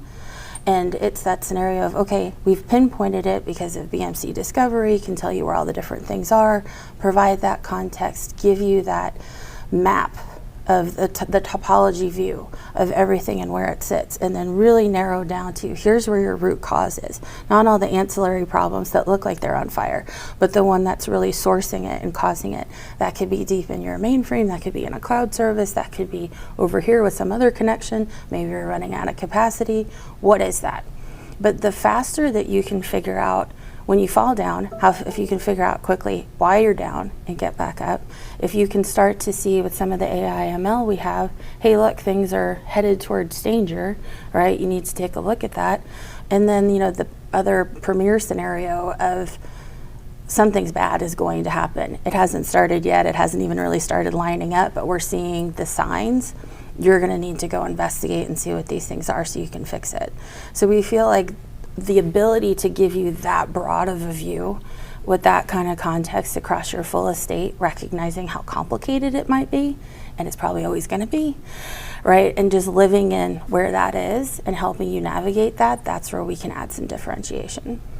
So it almost sounds like rather than having a bunch of modules that are loosely coupled with APIs, there's an integrated data model underneath that.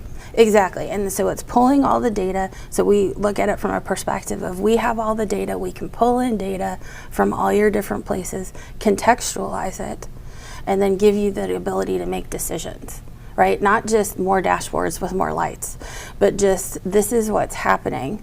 This is how we've interpreted it. This is the suggestion of how you can go fix it. And that was part of that predictive service ops demo they talked through. Now, do you want to go ahead and do it now? Do you want to press the button and let's move forward? Or do you want to think about it, right? Go find 6 really smart people to work on it. Or how do you want to approach this here? How customizable is that? Are people going to be building applications on top of that using, low-code tools? Is that part of the equation? Low-code, no-code is absolutely part of it. So it's all meant to be bespoke to what you want to build around it. So it is meant for people to bring it into their environment, have it work with all of the tools they have, create new applications, new things on top of it that work with the different scenarios that you have in your environment, and then do that quickly and easily. You talked about the predictive model, and there's a lot of processes and a lot of complexity in that. And I guess some people might just want to come in the office someday and say, Helix, tell me the 3 things that are going to get me fired today if I don't fix them. How close are we to that? I think, it's very close. And in certain cases, we're there right now, of where it's the smarter AI gets is based on how much access it can see and how much it gets used to you and your behavior patterns, right? So the more it looks, the more it gets smarter and goes in there, that's the quicker it goes. And I think it's fascinating to see it all come to life. We had one of the demos that we have out there in the marketplace. We did that in our executive briefing center where we showed how, with a VR headset, you can go in and see and do all these things. And I saw one of the customers who'd come to that later. I was out just socially, and he's like, oh, have you seen that thing? It's like something out of Minority Report. It's really cool. He's like, that's got to be 10 years away, right? I'm like, no, you could technically use it now, right? You just gotta. some of those things are earlier stages, but we are there. We're ready to deploy those technologies and do things. So we started out talking about how we're entering these new eras of how we think about service. Is it a cultural issue that results in people not moving that fast, or is it a technical issue, or what's the challenge that you see customers having as they kind of contemplate all this? It's always interesting to see how much folks think they know their processes but don't, right? Because that's when you start to expose, oh gosh, I didn't realize that person always came in through this side door, or that this other person was bypassing all these other things.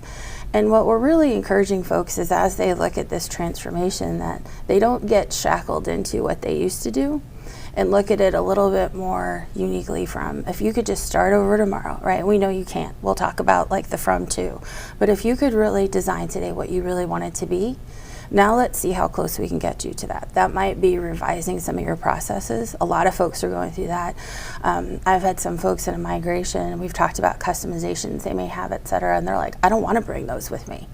Like, I need to get rid of some of that. Well, this is a great opportunity, right? So like, let's clean some of those things up, take a cleaner approach, because a lot of IT processes that you see are not born from optimization or efficiency. They're born from, you didn't know what the future was going to look like, so you built a process that worked for what you could see right now. So we're trying to help people build processes and programs and things that will work today, but also 6, 9, 18, 24 months from now, or at least give them something that's flexible enough that's going to expand and contract with them as they make different choices. Does that make sense? It sure does.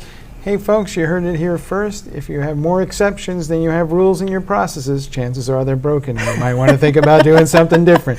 Hey, thanks for coming by. Thank you so much. All right, back to you guys.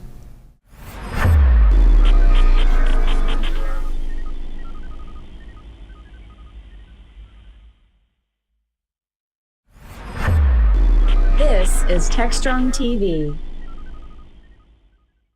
Hey guys, thanks for the throw. We're here with Ben Smith, who's the field CTO for NetWitness, and we're talking about the state of cybersecurity and the degree to which maybe we are responsible for some of these things that happen out there, because, well, arguably we may be enabling other folks. So Ben, I'm going to let you explain that, but it's not always popular to kind of blame the victim per se, but exactly who is responsible for the current state of cybersecurity, and what should we own up to? Wow, that is a great topic for a 3-hour conversation, Mike. So strap in, get ready.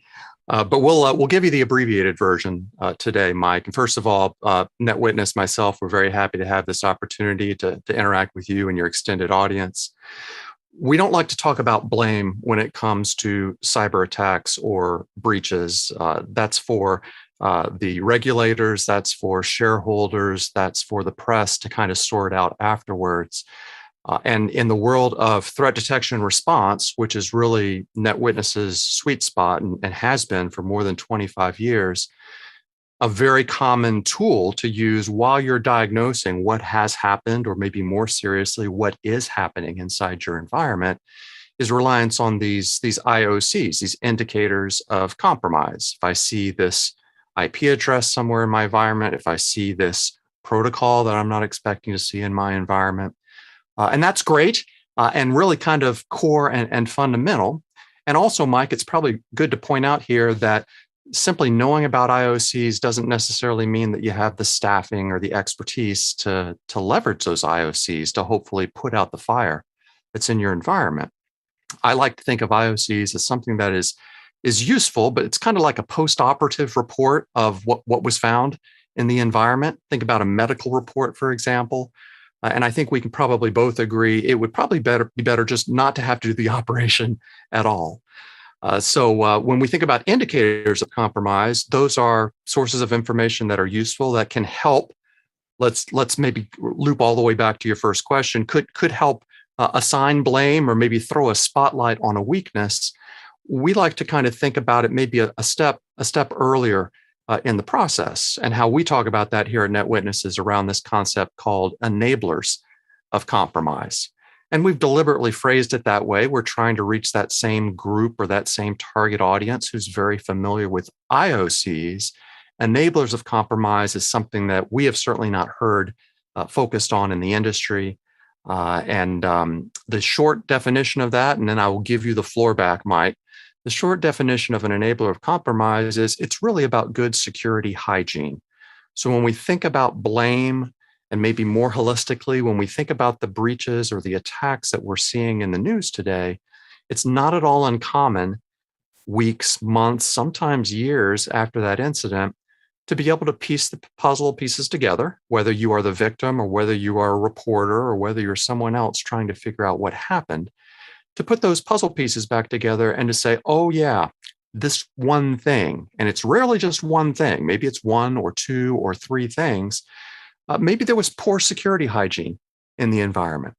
So when we talk about enablers of compromise, that's really what we're talking about at NetWitness. We're talking about poor security hygiene, poor operational practices that are in place at my organization, maybe your organization as well. And the risk is we just don't know that those processes, those procedures are in place until it's too late. So many years ago, I talked to a fellow and he asked me a question about something. And I said, well, here's what we know. And then I asked him, I said, us and everybody and his brother publishes tons of information about how to deal with this issue. And I'm kind of surprised that you're encountering this thing because it's very well documented. And he looked at me and he just said, son, it's kind of hard to think about fire prevention when you're holding on to a hose for dear life. So how do we kind of shift over to this more proactive mindset that you just described? Because so much of what we are doing in cybersecurity is reactive these days. Yeah, a lot of it's reactive, and sometimes that's operational reactivity. Sometimes that's regulatory reactivity. You've talked to a bunch of folks. I know I've talked to a bunch of folks who are trying to solve this problem, and they start that conversation by saying, I'm going to apply this technology, maybe this SIEM, Security Information Event Management, a log management capability, to try and give me that visibility into my environment, whether you're trying to solve the problem that I'm putting in front of you today, the enablers of compromise and identifying them, or any other problem. And at least from my perspective, I don't disagree that having a SIEM in place is important. There are a lot of regulations out there that mandate that, especially if you're working, as you well know, in certain industries. However, I am of the very strong belief that true visibility doesn't start with logs. It starts with the network. The network is the one single source of truth as to what's happening inside your operational environment. Logs tend to be a very good trailing indicator to say something happened. We logged this at some point in the past. It's very hard to lie when you're looking at the network traffic and being able to reassemble that network traffic to see what is happening. So this is a very long answer, Mike, to your question. Better visibility would be the short version of that.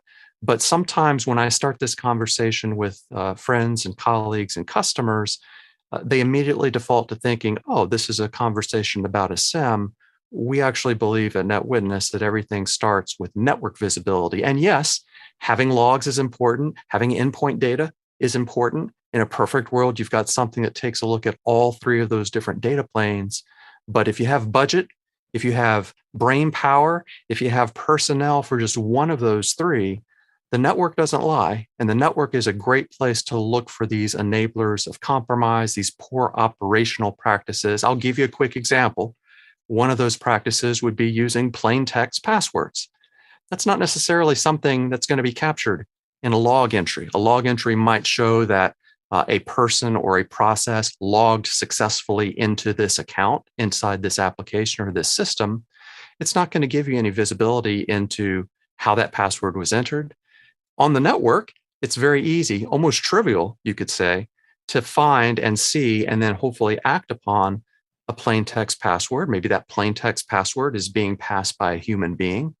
It's not at all unusual, Mike, that those plain text passwords are stored within batch files, within many operational environments. If you're from the Linux side of the house, maybe that's a cron job. On the Windows side, it's a batch file.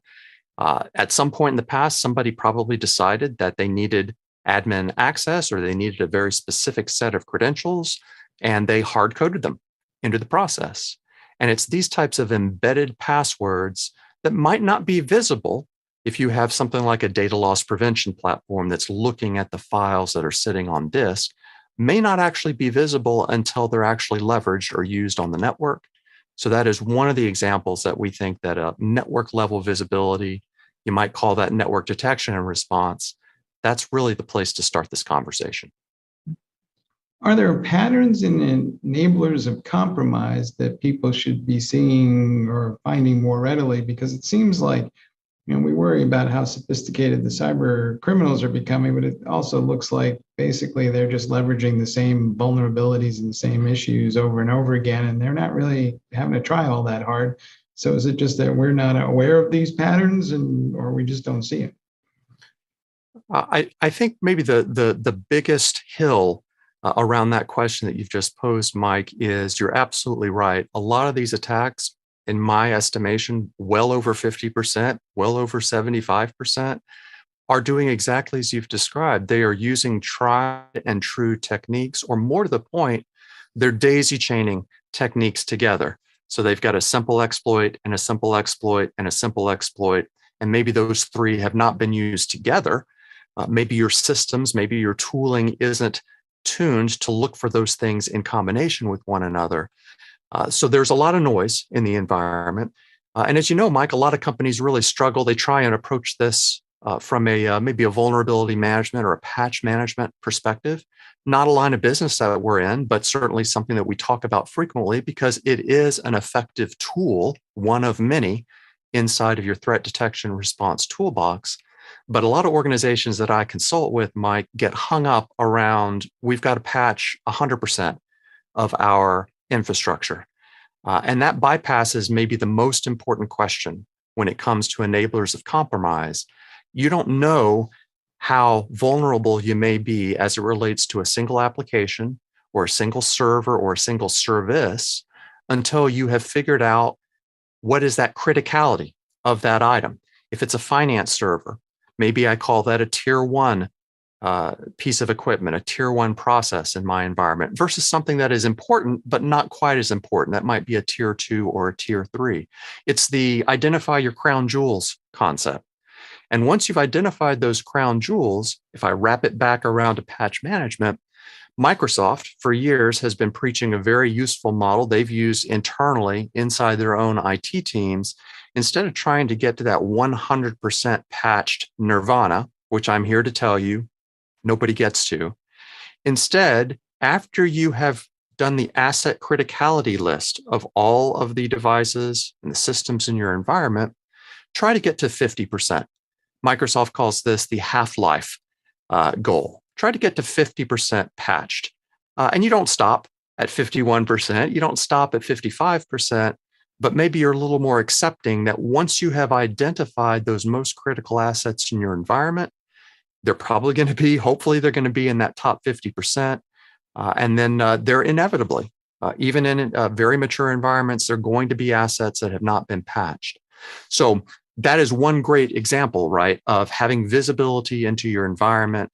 We think when you're looking in the network detection and response space, the smarter you are about your assets, your information, and your systems, being able to help your analysts, right? Those level one analysts that might be on the front lines that are trying to put out that fire while it's happening, to be able to very quickly see, okay, I see that this is happening and this is happening, and this is the big light bulb moment.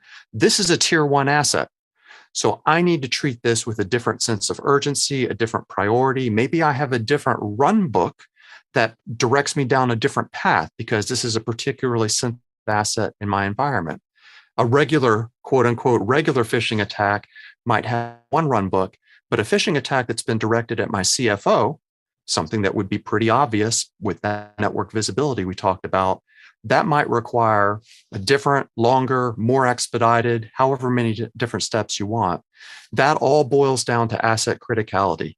Folks that I have heard from me before, Mike, have heard me talk about the dirty little secret in the world of information security. And that is just about every problem that you and I are talking about today ultimately boils down to an asset management problem. And that wraps back around to the vulnerability assessments, the patch management talk track that I just had for you. It's hard. There is no easy button, but for the low-hanging fruit, at least from my perspective, is if you haven't stack ranked the assets in your environment, if you don't know where your critical data is, you're already well behind the 8 ball and much more likely to fail when that breach occurs. Do you think part of the problem is also how we're structured? I mean, we hear about the millions of jobs in the cybersecurity space that are going unfulfilled, but it also seems like we don't lean enough on the IT teams and the application development teams to go address some of these issues for us. And not everything has to be done specifically by a security operations team. And maybe they should just be focused on the policies, but the procedures should be executed elsewhere. Yeah, there's maybe the broader argument there, Mike, and I'll pull on my lawyer suit and answer a slightly different question, which is where security really should live in the organization, whether it is a function that rolls up to a CISO, whether it is a function that rolls up maybe into a CIO. Most successful organizations that I have spoken with are the ones that, regardless of where that security group lives, that security group has managed to walk across the bridge of being able to translate with the IT folks that you just mentioned, to translate with the operational teams, to try and figure out, hey, if we, the security team, have brought you this concern, we have been empowered to bring this to you, and we have an expectation that you're going to do X.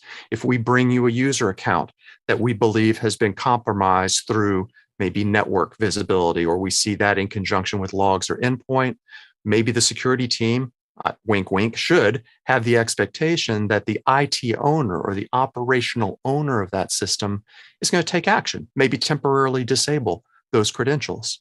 In even less mature environments, Mike, the good news is that step that I just described that requires good relationships, and this is a people comment as opposed to a technology comment, even that scenario that I just described, that's also something that can be automated.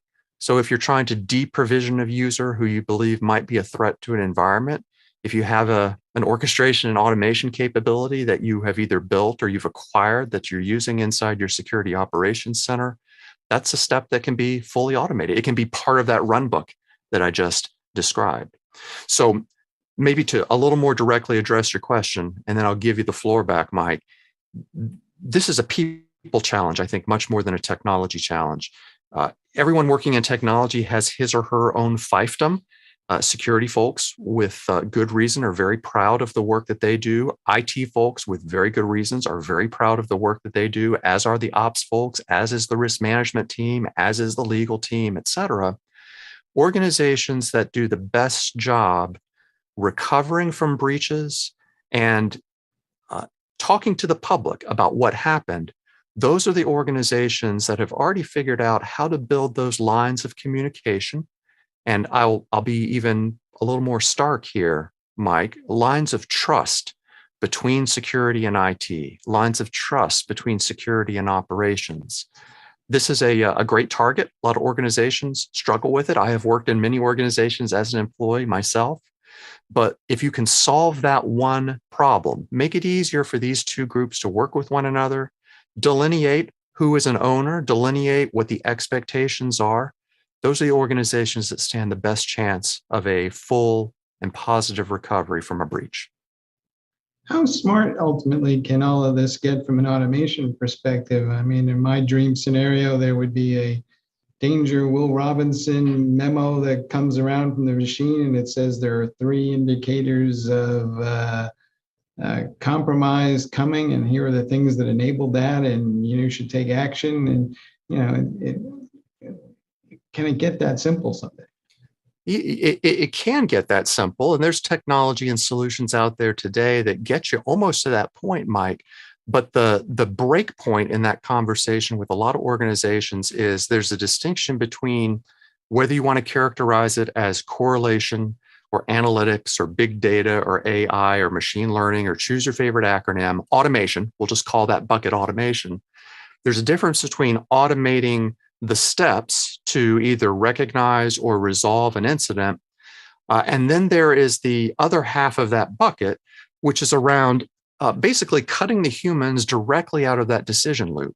And that's a very dangerous step. That is a much more mature step, and one that I certainly do not recommend, even for mature organizations, at least to start.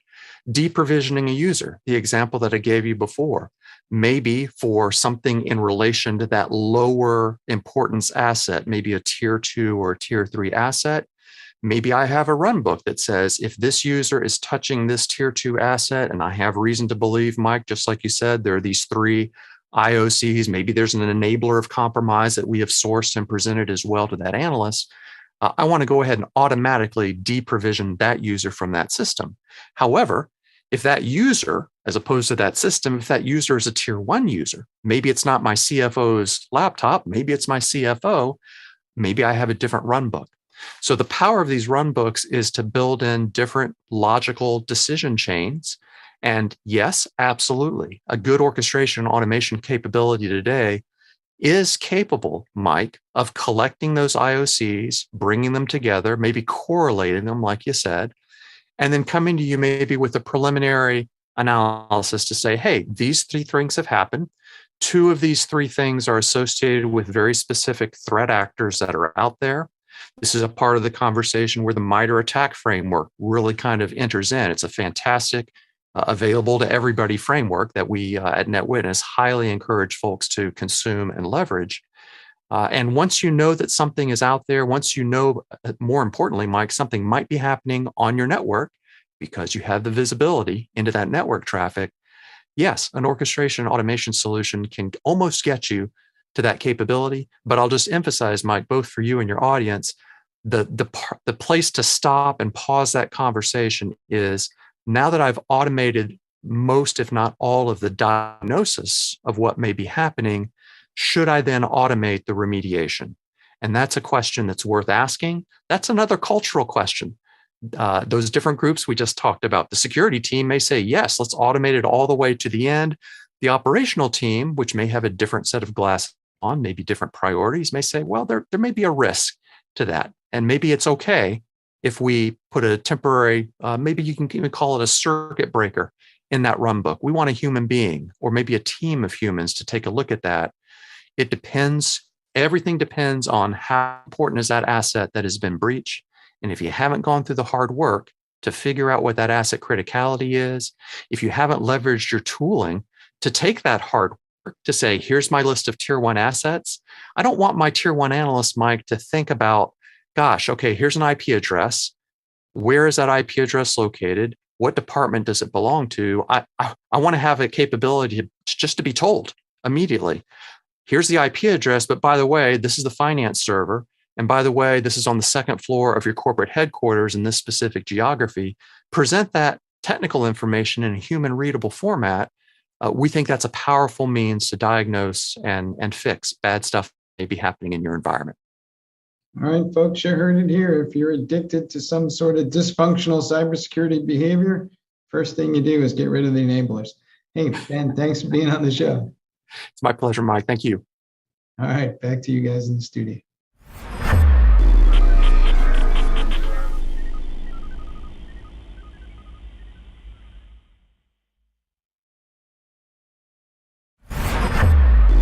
This is Techstrong TV. Hey guys, thanks for the throw. We're here with Gray Matter IO CEO Christopher Holmes. We're talking about service meshes, or actually beyond service meshes, because I know most folks are starting to figure what these things are, but there's still a lot of folks who are going, what is that anyway? But turns out maybe we need more than a service mesh anyway. Christopher, welcome to the show. Nice to be here. So walk us through this a little bit, because I know folks are still wrestling with when to apply, say, a service mesh versus an API gateway or even proxy software. And yet you guys are talking about the need to move beyond service meshes. So where are we on this proverbial journey? Sure, absolutely. I think it does start with APIs, 100%. And what's happened over, well, I guess the course of probably 10 years now, it's become an API-driven world. I think that I saw a stat the other day that was 97% of developers are using APIs in some way, shape, or form. And as those APIs have developed over years, especially inside enterprises, you've had to change your your infrastructure. You've had to add things like Kubernetes. You've had to add things like containers. You've been dealing with probably more than one cloud. And now all of a sudden you've got all of these environments. You've got, we met with Gartner a couple of weeks ago, and they said something in the order of magnitudes that most enterprises at scale have 50 plus Kubernetes clusters running thousands of services. And they have to control them. They have to manage them. So at that point, when you reach that scale, you really are looking at application networking, and you're trying to figure out, how do I manage my API gateways? How do I manage my ingress controllers? How do I manage my east-west communication? Not necessarily north-south, which is out to my external customers. And then the big question, and really when it becomes a ticking time bomb, how do I configure it and how do I secure it? So that's why we kind of say you need more than a service mesh. We have seen the rise of service meshes mainly in Kubernetes environments, but it seems like this whole issue of application networking and connectivity goes well beyond just Kubernetes. We're dealing with all these legacy monolithic platforms as well. So do we need to think about this as a cross-platform initiative rather than just something that happens between like-minded clusters, as it were? 100%. So when we first started, and we've been around since 2015, we saw this happening. We have a lot of customers in the United States intelligence community and the Department of Defense, and they have systems that run not just in Kubernetes and not just in containers, and hell, not just in clouds. They've got systems that run on racks of servers that sit in the back of Humvees, and they have to all be connected. I mean, they still have to all talk to each other because data is important to move from one place to another. It is not a Kubernetes problem. Istio was a great thing for us because it sort of trained the world on what it meant to be a service mesh. You have to have this service, talk to this service. But it's also bad because what happened is it was built specifically for Kubernetes, and service mesh and things like microservices became sort of hijacked and known for it's only going to be used in Kubernetes, when in fact, APIs, microservices, east-west communication, talking from service A to service B, that happens everywhere. Legacy systems, cloud environments, multiple container environments. It's not just a Kubernetes world. Am I going to be connecting multiple service meshes together with some sort of overlay between various platforms, or do I need the service mesh at all if I have your platform and I'm kind of just going to install you guys as the alternative to a service mesh, as it were? We embed a service mesh. So right up front, we have to use that same underlying technology for certain things, not everything, because it is good glueware. It's nice glueware. Is it a product by itself? We don't believe it is. And yes, you're going to have to connect multiple fabrics. So, long time ago when 5G became a thing, the telcos realized this. The telcos realized in order for us to continue to go down this path of virtualization doesn't mean just putting my app in a virtual machine. It really means virtualizing core componentry that my app needs, the security layer, the communication layer, the TCP layer, the layer 7 layer. It all needed to be virtualized. They use service mesh at its core as well. It's a control plane. It's a bunch of data planes. That control plane sends policy to those data planes. Those data planes need to be resilient enough to stand on their own. So if they're not receiving any policy, they can still operate without any kind of downtime. That's at its core what a service mesh is, and that is the foundation for application networking. Is it somebody's job to install and manage all of this stuff? Because we have traditional networking people, and then we have DevOps teams, and we have developers, but it's not clear to me that we have application networking specialists, and do we need them? Very good question. So we just got back from KubeCon, and one of the things that we were talking to people about were this new thing called platform engineering teams, and we're seeing this manifestation of platform engineering teams, at least in large scale enterprises. And that team usually consists of a line manager who's got some job that he's got to handle. He's got to make sure that all of his 50 plus Kubernetes clusters are secured, are meeting enterprise governance requirements, are auditing the right things. And connecting to the other legacy type of infrastructure. And they usually consist of DevOps engineers, usually consist of some CISO security engineers, which is pretty new, usually a subject matter expert from a CTO kind of organization. And they're calling them platform engineering teams. It is a lot of DevOps. It is a ton of DevOps. And when we first started, we're full of a company of DevOps engineers, SREs.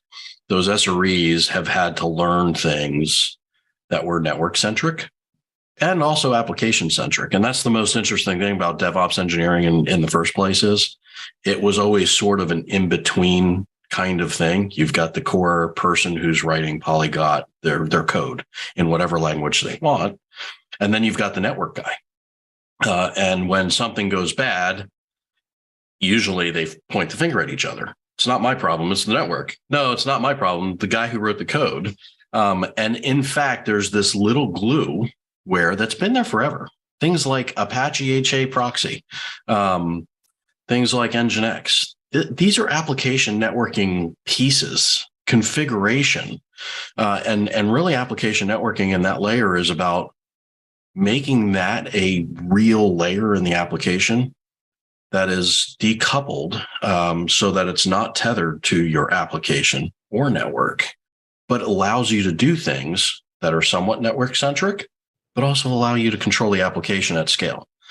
One of the use cases that we just recently had was there was a compromise, and we were managing roughly 400 services, and it was a segmentation area. It was in a segmented application area, a couple of apps using those 400 services. They weren't sure where the compromise was, but there was some sensitive data. So in our application stack, you were able to actually just go into a few edge nodes. I think it was roughly 10. And we were able to create RBAC rules, access deny RBAC rules immediately that the control plane then sent to all of the data planes, lock this stuff out so that the cyber team had time to actually figure out where the issue was. That's not traditionally easy without a layer like this. That usually consists of somebody trying to figure out which north-south routers you're actually trying to circumvent, or it's the application owners, and application owners are not known for being network wonks and going in and shutting down access to their services. Their answer is just shut the whole app down or remove the app from production. Neither one of those are great. It's much easier to add one line of configuration to say, create an access deny rule, give the cyber team 10 minutes to kind of find the problem, and then open up only the services that we need to open up for continuity of operations, keeping the ones that were compromised offline. That was a real use case we just had. Do you think, therefore, that we're about to see the convergence of NetOps and DevOps? Because, we've been doing infrastructure as code forever and a day, but the networking team, to your point, was always somewhat off to the side. And will those networking services just become part of the infrastructure that gets managed as code? It has to. It has to. I mentioned our customers and our customer base a little while ago. At scale, if you think about traditional things like Nginx, at scale in a large enterprise, you probably have thousands of Nginx proxies. They all have configuration. It's not like you just install an Nginx proxy and it works. And they all have configuration. Think about where we store that configuration today. We don't. Best case scenario at scale, you've got a network engineer who's brilliant, puts up a bunch of proxies like this, has everything working through the network, traditional layer 1, layer 2 routers and things like that. But then that network engineer goes and finds another job and he leaves. Well, the best case scenario is you might have some documentation in some SharePoint portal that you're hoping is accurate. And the worst case scenario, and we've seen this more than enough times, you're sitting there when something is wrong and you're grepping Nginx logs. You're looking at configuration on production, and then you're tweaking on production. And that's the worst case scenario anything needs to be, because when you make a change to production, there's no CM, and you just lose complete track of it. You might have fixed the problem very immediately, because that's what they're there for. Traditional NetOps is, I got latency, or I've got a problem, or I've got to get this thing going. Fix it, and fix it now, because it's an immediate problem. Without any kind of configuration management, that's bad. So I do think that NetOps and DevOps and application networking are all coming together. That's a big part of what application networking is doing, is introducing GitOps processes, OCI type processes into the network stack itself. It's focused on the application networking, but I do think it's going to be adapted very, very quickly by layer 1, layer 2 vendors like Palo Alto and Cisco. We talk a lot about the southbound impact of all of this, but looking northbound, do you think we're going to be presenting developers soon with this higher level of abstraction for invoking these services, and they don't have to play around with all these low-level APIs that kind of require them to become distributed computing experts? It'll just be built into the platform. That's our goal. That's our main reason for being. I mentioned we've been around since 2015. Service mesh in general, and the concept of service mesh, and even more broadly application networking now, because as people get what it is, and you've been asking some great questions about, I got to think more broadly outside of Kubernetes, that touches more people. And developers don't know that kind of universe. Developers want to write an app or an API, and they want to bang out their code. They shouldn't have to deal with things like traffic shadowing. They shouldn't have to deal with, how do I add RBAC policies on my routes so that I'm blocking traffic here, but I'm letting traffic there. They shouldn't be dealing with traffic control at all on their, or network policy. And quite frankly, we believe they shouldn't even have to deal with auditing logic. We should be able to glean that from this layer, which we are. They should just have to write their apps, and it should be damn simple, and it should flow right into the same processes. And going back to the questions that we just talked about, that's why NetOps has to adapt GitOps, because developers are using GitOps, and all those processes where code is managed. The more you manage your infrastructure, the more those layers can be created, the more tenants can be supported, and the more segmentation can happen. So it literally has to happen now. Otherwise, we're going to continue to have cyber attacks and security issues and breaches, data breaches. And I think that's why there's a big thrust around this stuff. Well, there's an old IT joke that says, what's the one thing an IT admin and a developer can agree on? The answer is, it's the network guy's fault. So